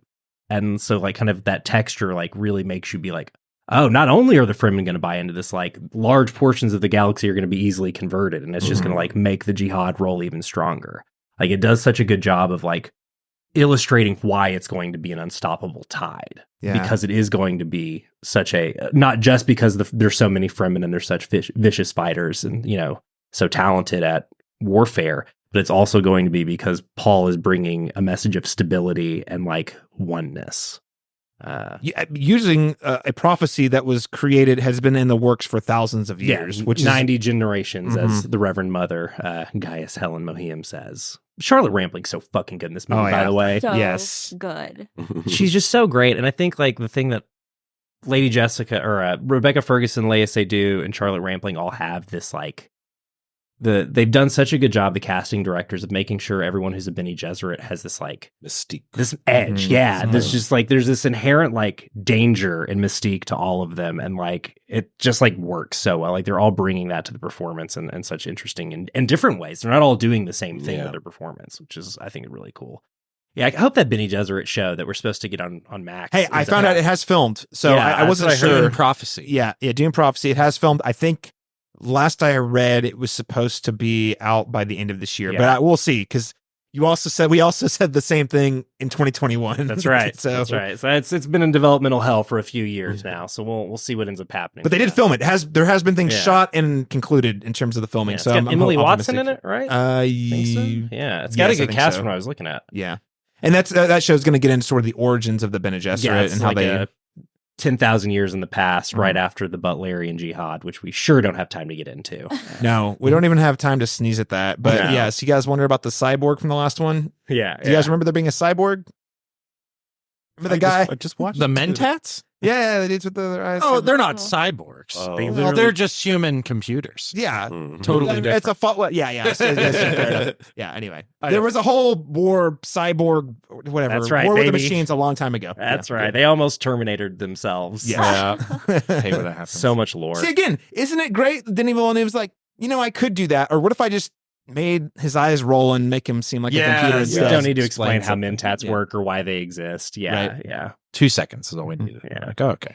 Well, I'd also think this is also like the greatest strength of the film, that intersection of this, because it makes it more than just a very expensive piece of entertainment, and it's more of an interrogation of like the human condition and how these power struggles kind of continuously govern our lives, divide us as people, and the ways in which we adhere to them because we think we're going to sustain what we perceive to be our survival without fully questioning why these power struggles were put into place to begin with and who they actually serve. And that's a very interesting and kind of mental ballet of things going on here. And I think was really fascinating to see. And I keep on applying it to real politics and how politics and religion has kind of contaminated our entire, our whole understanding of things. And we still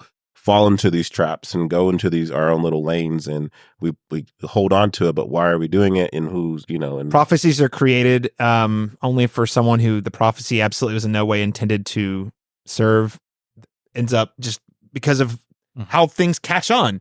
There's this thing that got put out there that a lot of people believed in, and then all of a sudden it's attached to a certain individual or individuals who definitely was not who they were talking about, but because there's just this narrative between the forces at work in terms of power and politics, it's like, well, no, actually this serves us right now. So yes, this person or people are this thing that we've been waiting for. Things like that. Right. I love, Laron, what you're saying made me think of, it's like that scene between the Lady Jessica and the Reverend Mother guys, like that psychic exchange they have is so crucial, right? She's like, "You chose the wrong side."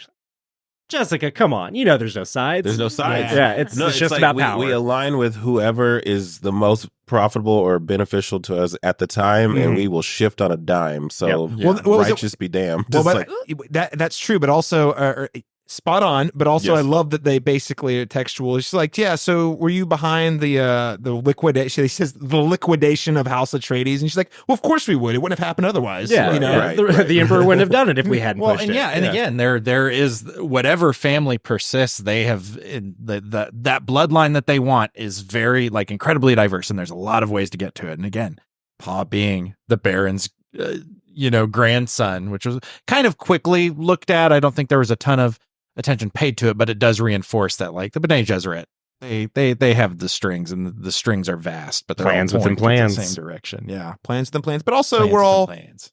we're all kind of connected a little bit, you know. There's Mhm. you and I aren't so different. House Atreides and Harkonnen were actually related. I don't know, a little tropey, but kind It of a is. clever way to play off the trope in the context of Dune. Yeah, It is. And I do think like, well, just one quick aside, whenever Josh Brolin's Gertie Halleck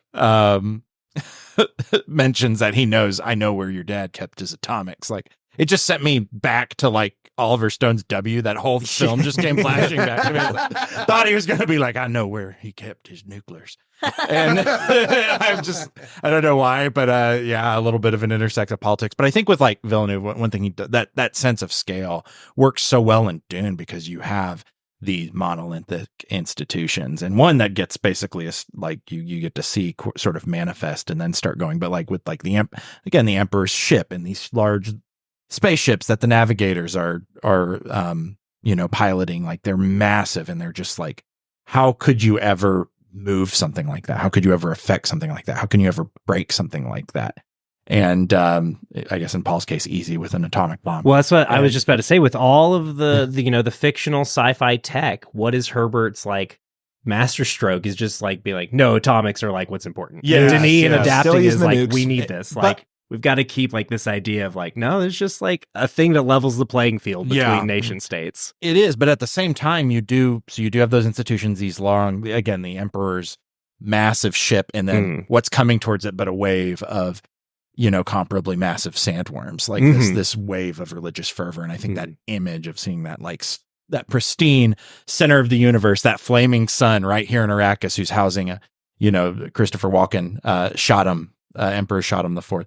And then again, this wave of sandworms being read by Fremen, again, that cosmic justification that they have to do what they're doing, while at the same time facing this, however long the empire has been established. And I think just seeing those two and then seeing them visually represented as these giant, massive forces, it just kind of works. Well, and there's not a ton of the book's ecology theme in the film, these two films, I feel like, but that's kind of where we get it, right? Like, we have Arrakeen, this capital of, imperialist expansion on Arrakis, and it thinks it can be separate from the desert. And it's like, no, we can blow up those mountains. Sandworms can get to you. You are not separate from the life cycle of Arrakis. Right.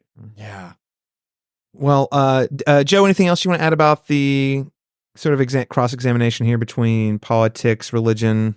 Anything to add there? I mean, I think I'll just add that one thing I love about this movie so much is the fact that there's so much I know that I don't know, and it still feels like it's there, and I'm still curious about it and wanting to explore it. So I'll read the books eventually. Like, I'll get there, but I think that is just what is so attractive about the world building is there's so much. I'm aware that it's there, and it's sort of coloring everything in the background and informing everything that the characters are doing, but there's just not time to get to it, and that's okay. Yeah. Again, A fun way to get into Dune, and spoilers, you got to be careful about spoilers if you do it this way. But going down a Dune fan wiki is like a fun way to just like, what's CHOAM? I want to learn about that. Tell me more about CHOAM. Yeah. Tell me more about the Spacing Guild. Like, it's just fun to be like, tell me about this weird lore. And that's how I first got into Dune. Was like, there's so much I wanted to know more about because it's like such a weird and dense universe. Takes me back in the day when I spent an embarrassing amount of time just reading all sorts of wikis, like hours for about, and it's not even just like one thing, anytime. Oh, I get it. Yeah. You don't got to tell me. The discovery of the internet. It was a beautiful thing. I love browsing Dune fan art, by the way. Oh, yeah. Even out of context. I just love it. It's so much good stuff out there. So I want to move on to the next topic here, which is just, I've already talked about it a little bit. Weird sci-fi shit. This movie the first image in this movie is a fetus that very soon later gets telepathic powers, and Paul's able to communicate with her. This movie goes hard into the sci-fi. Now, accessible version of hard sci-fi, but still, I don't know, where does the water come from? Oh, we got these little drills, we stick them in here, we drill the dude, and how does Paul get his powers? Well, if you stick this thing and you pull the plasma out of the baby worm and you drink it and you don't die, then you get superpowered. It's just like there's a lot of weird stuff that I love, we love, but I think it's crazy that Warner Brothers was like, yeah, that's cool, dude. Yeah, you can leave it in. No big deal. I'm sure the audiences are going to love it. It just is not mainstream, I would argue. So with that in mind, like, do you guys think this film successfully, or maybe how successfully is a better question to ask, how successfully does this film integrate these details in a manner that is digestible for the mainstream audiences? And I don't know, Dalton's already alluded, maybe there's some drawbacks to that as well. I'll start with you, Laron. Yeah, I think it does. But I also think that those weirder qualities kind of reminds us that we are also watching a piece of imagination, you know, and I think without them, this could feel maybe a bit didactic and maybe preachy. And those themes that we have were more digestible because it's rooted in this fantastical world where we can also kind of, you know what I mean? Like it adds a complexity to it there. So I really feel like that's more a feature than a bug for me. But and I think that probably is the draw for a lot of people, is the kind of the weirder and fantastical It's thing. a draw for me. I'll tell you that. Yeah. Joe, what do you think? I mean, I love it. I think you mentioned on your letterbox the black and white.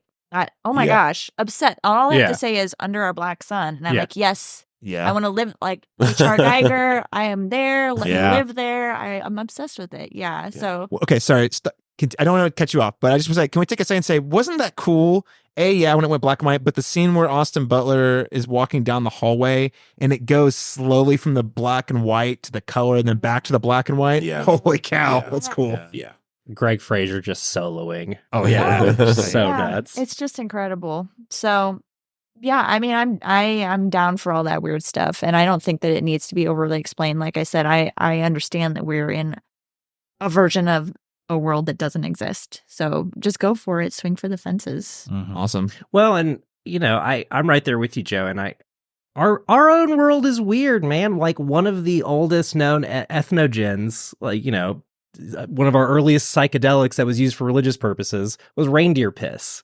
Like our world is odd and strange. And I love that Herbert is like, ecology and like life cycles are odd. Like in this weird metaphor for oil. What if there was a substance that had the combined economic power of both oil and cocaine? Is a way I heard Spice described one time. Yes. And then again, we have these sort of mushrooms or ayahuasca illusions with the water of life. This idea of like being, and that's, I love that Denise, like, let's get it in there.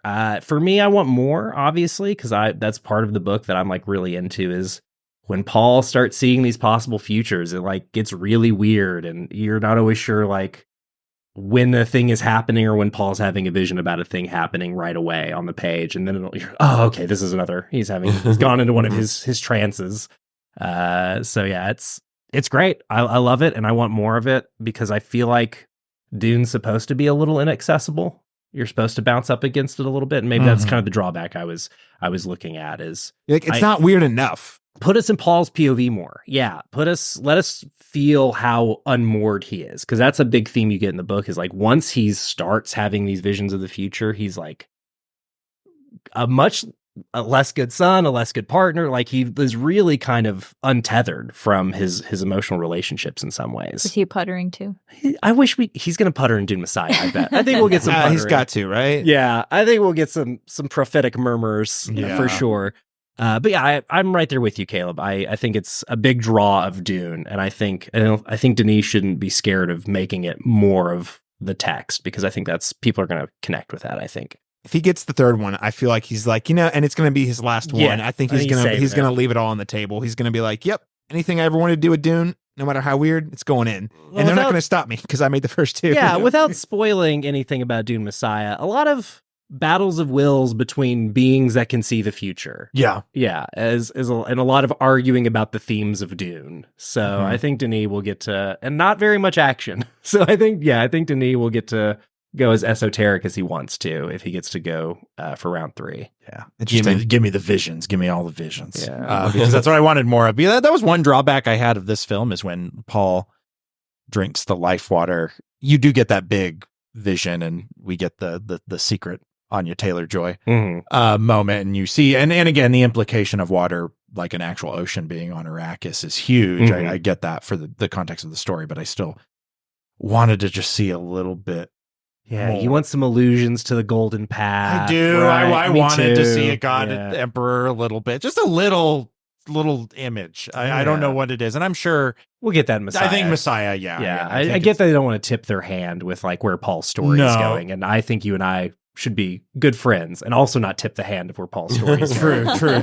True. You're right, but we didn't, and we saw a lot of weird stuff. There's weirder shit to come in Dune Messiah, and one thing that we don't see in this film that we've seen in previous takes, but the navigators are not here. Spice mutants, baby. Yeah, but they will be. They will be later. Oh man, the Spice Mutants. Oh. Yeah, I'm ready. Yeah. You Yeah, kind The of see X-Men are showing up. Okay. They're in the background. Are they like the Spice Girls? Well, that's the This I mutated wish. Spice Yeah. Girls. that I could see it going. Super scary Spice. The scene with the Herald of the Change in part 1, you've got these like folks with like orange helmets in the background, and presumably those are the Guild Navigators.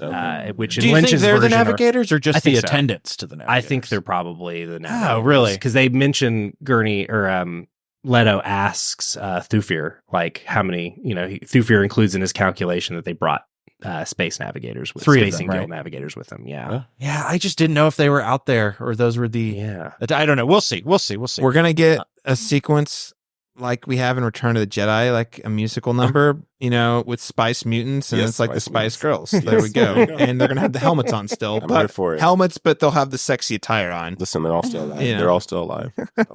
If I want to learn more about those pokey guys that were in the arena, I don't know how to describe them. They have those weird. Oh, the hats. little headdresses. imps. Yeah, who are they? I want to know. There's who- no. They don't like. They're in the Herbert does- book. Yeah. He they're- doesn't explain the Harkonnen No. planet at all, which is why it makes it kind of fun. Guys, that Because was you some. can- Okay, speaking of Jodorowsky earlier, that was a Jodorowsky ass costume if I've seen Yes, one. With the they- big hats. I Come on. am obsessed. Well, and then and like their weapons are just little the tiny- Harkonnen cat claws. Just the Harkonnen sandcrawler is very Geiger looking. Ooh, So yeah. I feel like they did kind of take some of the Jodorowsky Dune influence Yeah. and weave it into their production design. I love it. I loved it. I was Yeah. like, and I love that the movie doesn't in any way.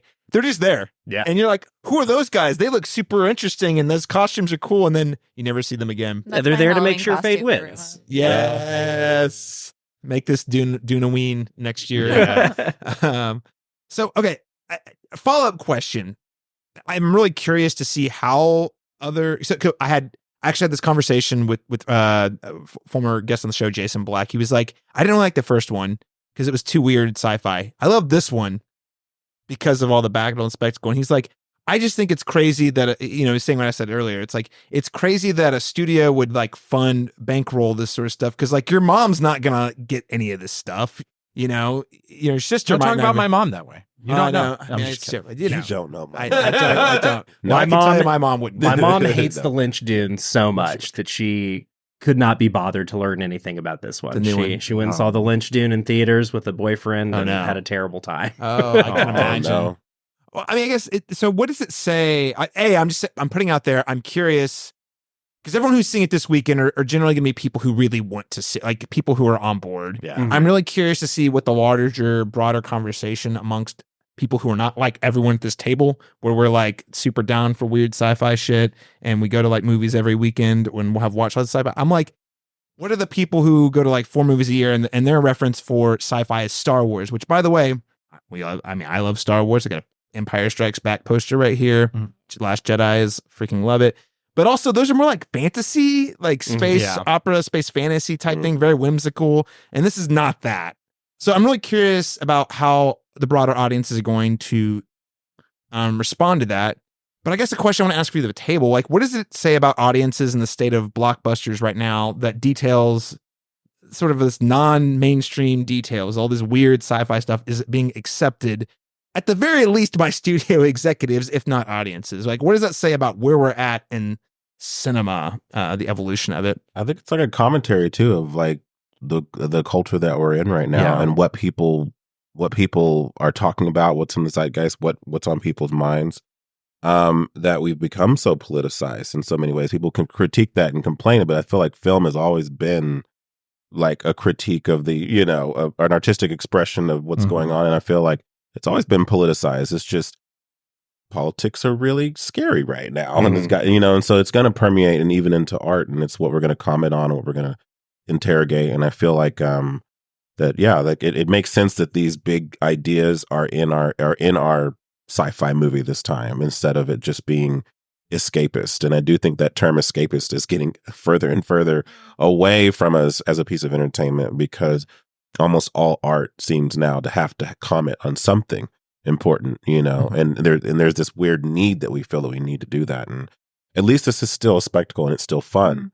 But I do wonder, like you said, as we continue on, like if there will be anything that's just purely entertainment, It's interesting that you say that, because I just saw a TikTok of someone, it was just a person sitting in their car being like, why isn't the art reflecting the times? Because I think she was talking more about like, oh, this music is just talking about blah, blah, blah. And like, where is the art that is actually reflecting what we're going through? I think that she was also talking about like the 60s and Vietnam War. And I fucking love it when somebody says, I just saw a TikTok, and I have to go, I saw that same TikTok. Did you? Yes, I did. Yes, I swear. Yeah. I thought that was a really interesting take and a really interesting idea to explore. So I think that this speaks to what we want out of our art. Yeah, absolutely. Well, and you know what? It's sort of, I need to watch this TikTok, so I'm really curious because you guys need to share your TikToks. Well, no, please do. Seriously, maybe we can even link it in the show notes, because it's tricky, because having not seen the TikTok, but a lot of times it's hard to tell how much the art reflects the times until you're a little further removed. Sure. And like, just because you're so close to everything still. And I don't know, but I must see it. I want more politics in my movies. I can't wait for all the takes on the internet. I don't want to be hit over the head. Politics out of Dune. I don't want to be hit over the head, but I don't mind thinking. I don't mind processing, because sometimes it makes it more. Because you'll turn the news off because you're sick of people fighting, but if it's presented to you in a way that's you know what I mean. It's like putting some. It's like putting the old, what is it, the government cheese on broccoli. And like make it more. Make it more appealing. Like not to go too far down this lane. But there is a reason cable news tries really hard to make stuff like elections that should be very boring, like very spectacle like, which is not good, by the way. Yeah, it isn't. But in this case, but in Dune, we want we want that substantial spectacle. Absolutely, we want, and I think audiences just want that. I think there's a reason why, and I don't know how The Rise of the Skywalker performed like financially. I'm sure it did fine. Not as good as the other ones. I don't, and I think a part of it is because that is just the ultimate. And like, well, what do we think people want, or what do people generally like say they want? People think they know what they want. Yeah, they don't like it when they get it. And they get it, and they're like, oh, that's not it. Yeah, wasn't it? No. Much as they like to complain when something Last Jedi's them, which there's valid reasons to not like that movie. Absolutely. But or when you Lady Ghostbusters them or whatever. But I can't tell you how dead inside I feel every time I see the trailer for Frozen Empire. I feel nothing. I'm just like, God, get me out of this movie theater. I should be going to the bathroom right now. Yeah. And so I don't know. Is Dune the opposite of that? Not really. But at the same time, I think it's definitely not the same thing either. No, that's it valuable. still is and I mean, it's still an IP, right? Yeah, he actually commented on Dune, and he's like, it's commerce. He's like, I don't think he outright says it's not art wholly and entirely, but it definitely is thinking of the commerce first. But at the same time, at least if it does have to be a commercial blockbuster and by extension check certain boxes and things like that, why can't it be substantive? That's the thing too. Well. At least it's a vehicle for conversations like this, and for like us to consider these perspectives, and again to look at like the deconstruction of the messianic figure. I think that's kind of interesting, and that's not something that a lot of movies do that are like this. So I think that in of itself is big, but I think we'll probably see a lot more, and like eventually there are going to be a lot more bizarre technically blockbuster films or films that catch on that still look at these ideas differently. Listen, Dom Toretto is the Messiah. Oh yeah, We're building it up. We're building he's gonna it up. come back from the dead. The next one. I mean, Fast 9. He was assuming he floating in can. the sky. Yes. Man. I mean, We're we going saw there. him die for our sins in Fast X, and assuming he can survive the sexual assault allegations, he'll be the savior and rise from the dead yeah. in Fast 11. You know, There's that. They will AI his ass.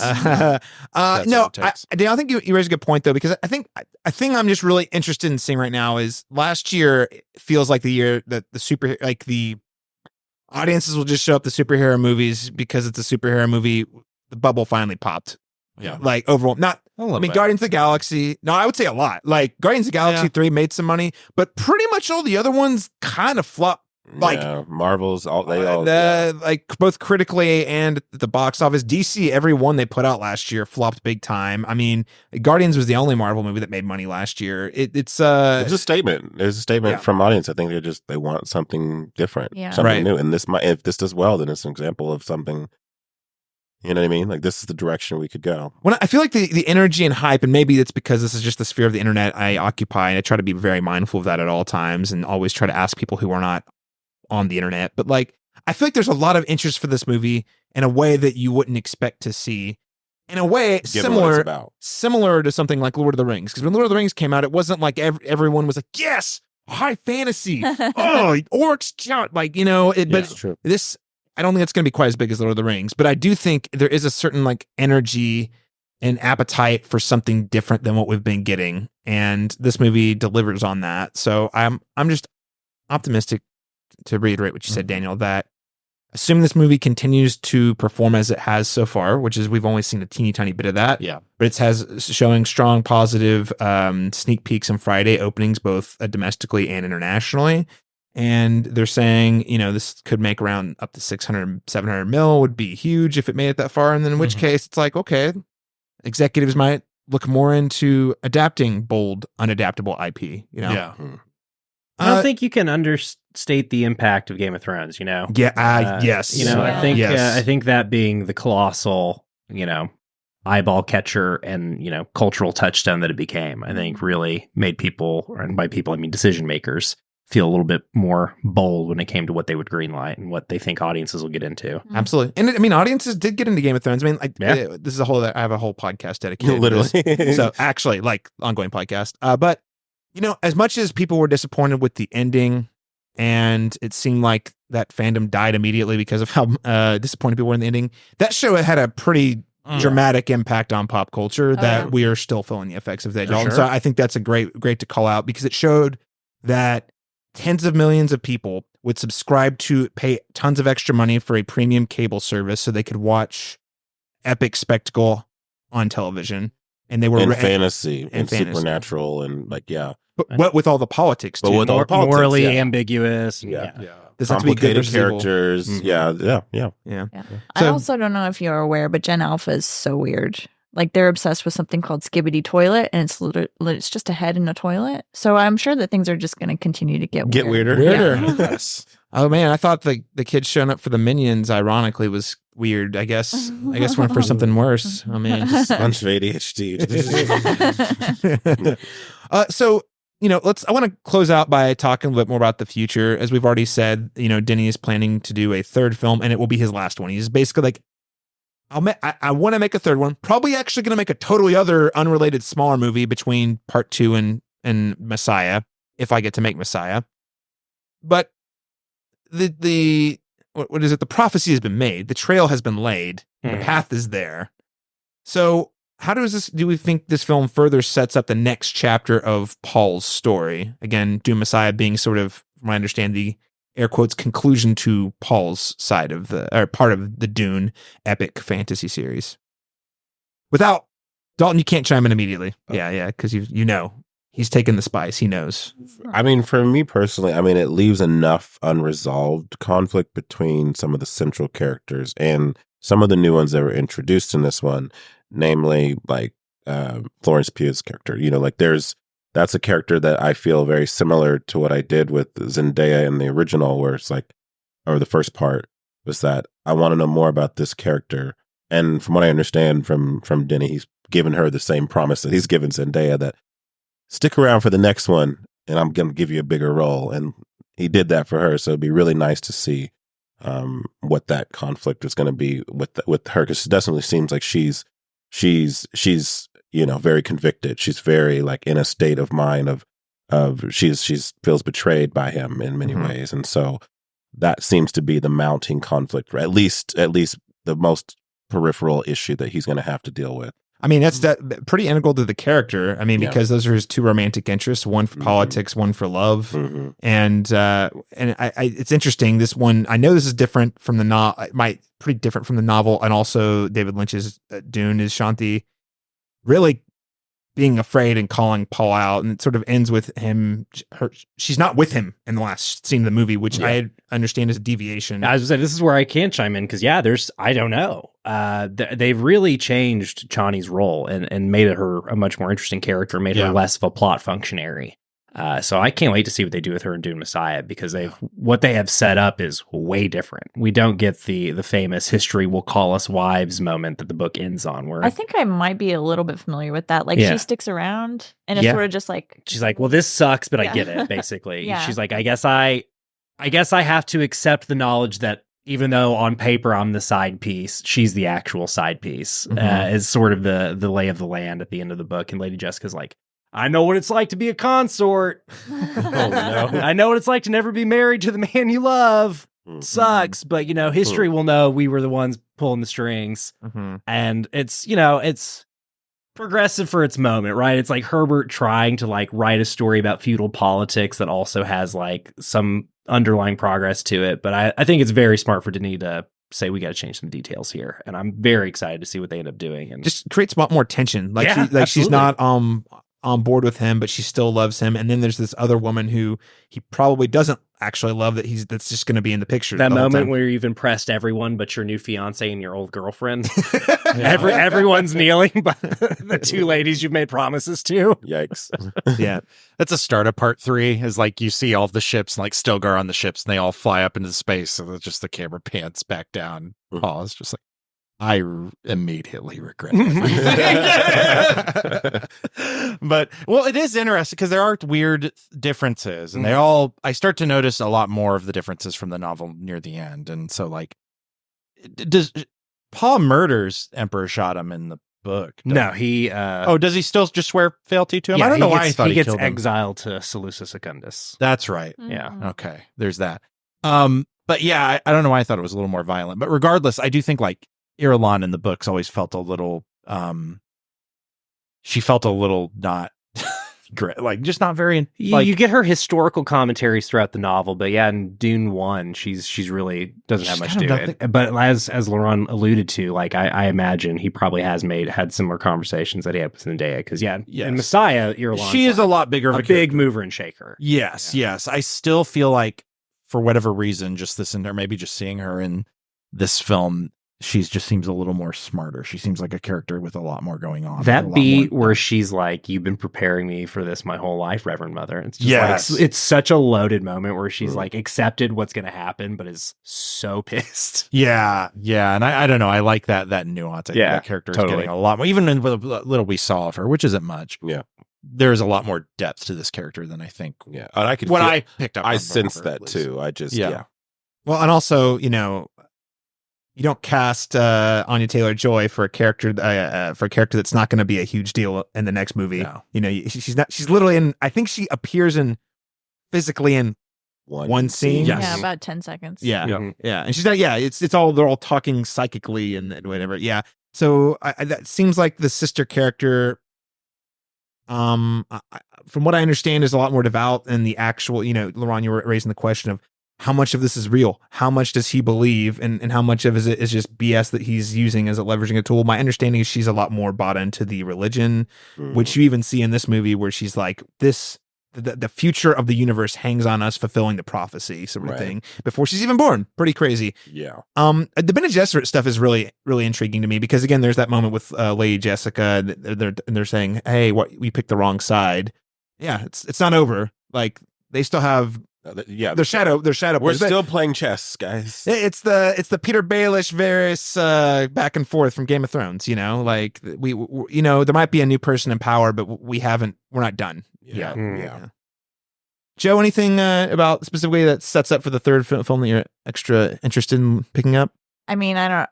Yeah, when it finished, I just thought they have to do more. They're not going to stop here. They're going to keep going. So I think it definitely perfectly tees up whatever is coming next. I don't know exactly. And there's so much dramatic tension in those last sequences that I feel like I have to also see what happens next. So I will be there, obviously. Yeah. They would be silly not to continue the story. Yeah. Having not, for those of us who have not read the Dune Messiah, just looking at this film specifically, do we think the film is pro Paul by the end? Does it let him off the hook? Or are we thinking, oh no, actually this whole thing's a villain origin story, you know? I say villain origin story. Even villain's too black and white, but is he a monster? I think we see enough of his internal conflict throughout each phase of this that no, I think by the end, like we mentioned before, we don't feel good after that, and there's a reason for that, and I think it's because he's been established, so deeply here at this point that this turn is actually upsetting in a way. Yeah, we understand why, we understand the reasons why, his justification for it, but we also see the imminent threat and conflict or consequences of that will incur after this, and that it sets up a really interesting complication where is he going to, and I don't know the story, like, is he going to see the error of his ways, or is he going to just keep absorbing the power and do all these awful things that we hope he doesn't do? But it makes him a very interesting character. So I don't think it leaves him off the hook at all. No, I think a lesser movie would have made him look like a hero. Yeah, absolutely. Or even the past Dune adaptation.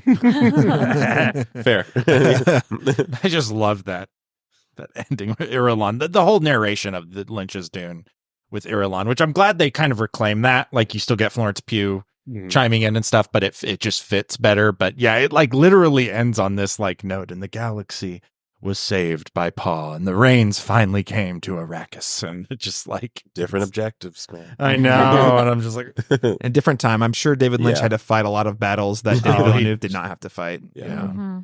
All right. Well, hey, I think we're about out of time. We could talk more about it. I just want to, leave the floor open for closing comments. I just want to stop and say we've talked a lot about the subtext and how we like to geek out and really admire the boldness of all the weird sci-fi stuff.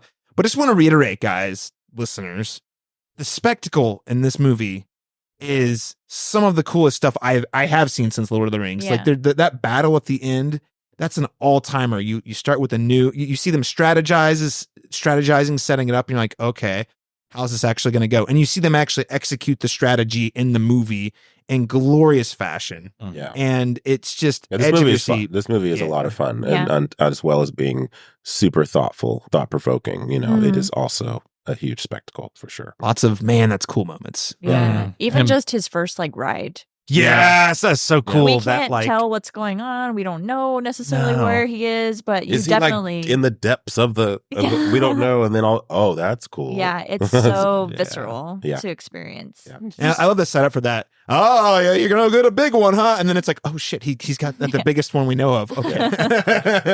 Yeah, Sorry, it's Dalton, great. you going to say something? No, I was just gonna say how excited I am to talk about Dune with people. And what a joy it is. I couldn't be having more fun. Yeah. And you're just constantly, if you haven't seen this movie and have listened to spoilers, weird call, but if you haven't seen this movie, you have to. You're just going to constantly be saying, holy shit, that's sick. Yeah. You're just like, how many times does a movie deliver that to you as frequently as this movie does? Even if you don't care about any of the stuff that we like the sci-fi, the myth, the politics, if you just want to show up for the popcorn and stuff, you got the goods. Yes. You should like the other stuff too. But if you don't, it's still got the goods. Yeah. Can I just say one more moment that I just am obsessed with? It's so small, and you might not even notice it if you're watching the first time, but the moment where I'm sorry, I don't know any, but I call him Fat Floating Boy. I don't know what. Stellan Skarsgård? Yeah. Baron von Fartbang.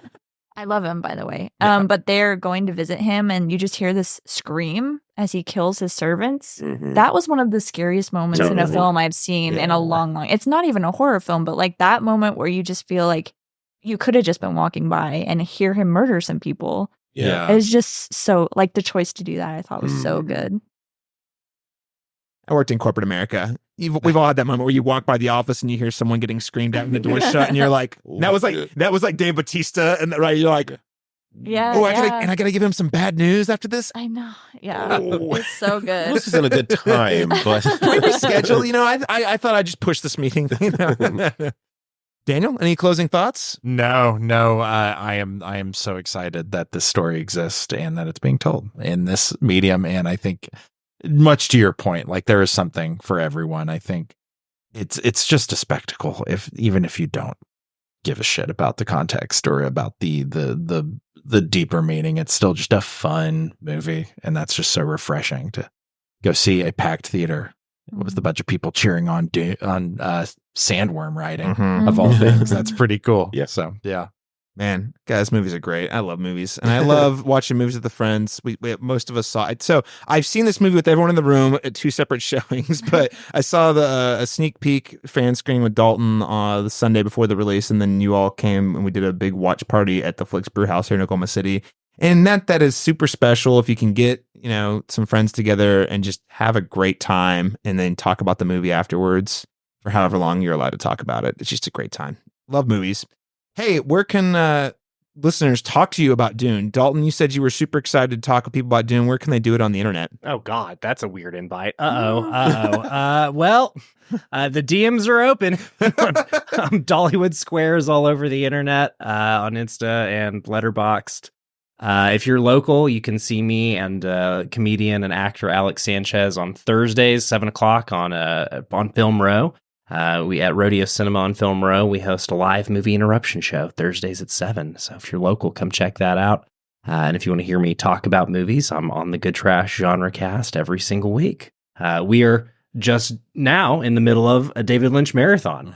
We just posted a discussion of 84's Dune, and we'll be covering some other Lynch films throughout March. In fact, I think this gentleman to my left, Mr. Daniel Bokemper, will be talking about The Straight Story with us. Yeah, one of my favorite movies of all time, and just one of the ultimate comforts. Probably the least weird Lynch movie. So I've heard. Yeah. Yeah, it's simply because he didn't write it, but still, you still get all of the weirdness, and it also just speaks to the strength of David Lynch in that he can tell a quote unquote normal story. I still see it as an extraordinary story, but it's just a great piece. But yeah, I guess on that note, you'll catch me on the GoodTrash genre, or the GoodTrash genre cast. You get used to saying that sometime in the near future. But also find me on the Cinematropolis, of course, here on the Cinematic Schematic. We just did a Dumpuary episode where covered 5 films. I'm not going to list all of them all. Yep. All The Beekeeper. Yeah, the Beekeeper being the dominant. rose to the top. Yeah, it did. It did. Yeah, and Dune, just kicking it off its pedestal. But Is it? yeah, like the fly, it really is. But also on flickattack.com, catch my short reviews there. Always reviewing something. Got a few down the pipe that are going to be coming out throughout March there, so keep an eye out. And maybe some cool Dune stuff on the Cinematropolis, maybe? Mm-hmm. Yeah. At least 2 old Dune inspired films. I'm gonna veer away from these newer ones. I think I don't know if I can capture any more than what we've talked about between this podcast and the last one. Though I do have an old piece on Dune Part 1 about some of the creative changes and the shifts and what I think makes it such a good retelling and appropriate retelling of Frank Herbert's original novel. So yeah, check that out on the cinematropolis.com. All right. Joe Light, where can people follow you online? I'm on Letterboxd at Jojo Binks 1, and then my writing's on No Film School. All right. Excellent. Check her out there. Laron Chapman. And you can follow my reviews on the cinematropolis.com. Woo. And of course, you can find me on all the social medias, Letter C, Masters Talk. Look it up on any of them. I probably have an account. X, Instagram, Letterboxd, all that stuff. But most importantly, cinematropolis.com, your home to thoughtful conversations on film. More episodes of the Cinematic Schematic. As much as we were worried about the strikes impacting the releases, really, I was looking at the calendar for the spring and I'm like, there's a lot of good movies, like the film we're going to be reviewing in our next episode, Love Lies Bleeding, from director Rose Glass, the follow-up to Saint Maud, I believe. So very excited to check that one out, listeners. So make sure to stick around next time. Hey, full roundtable squad from Dune Part 1. So Joe, Dalton, Daniel, first-time joiner for the Dune Convo, Laron Chapman. Thank you always all. Looming in the background. Always. Thank you Yes. so much. It's so fun to come back. Always a treat. Yeah. So much fun. And thank you, listeners. We'll catch you again next time for Love Lies Bleeding.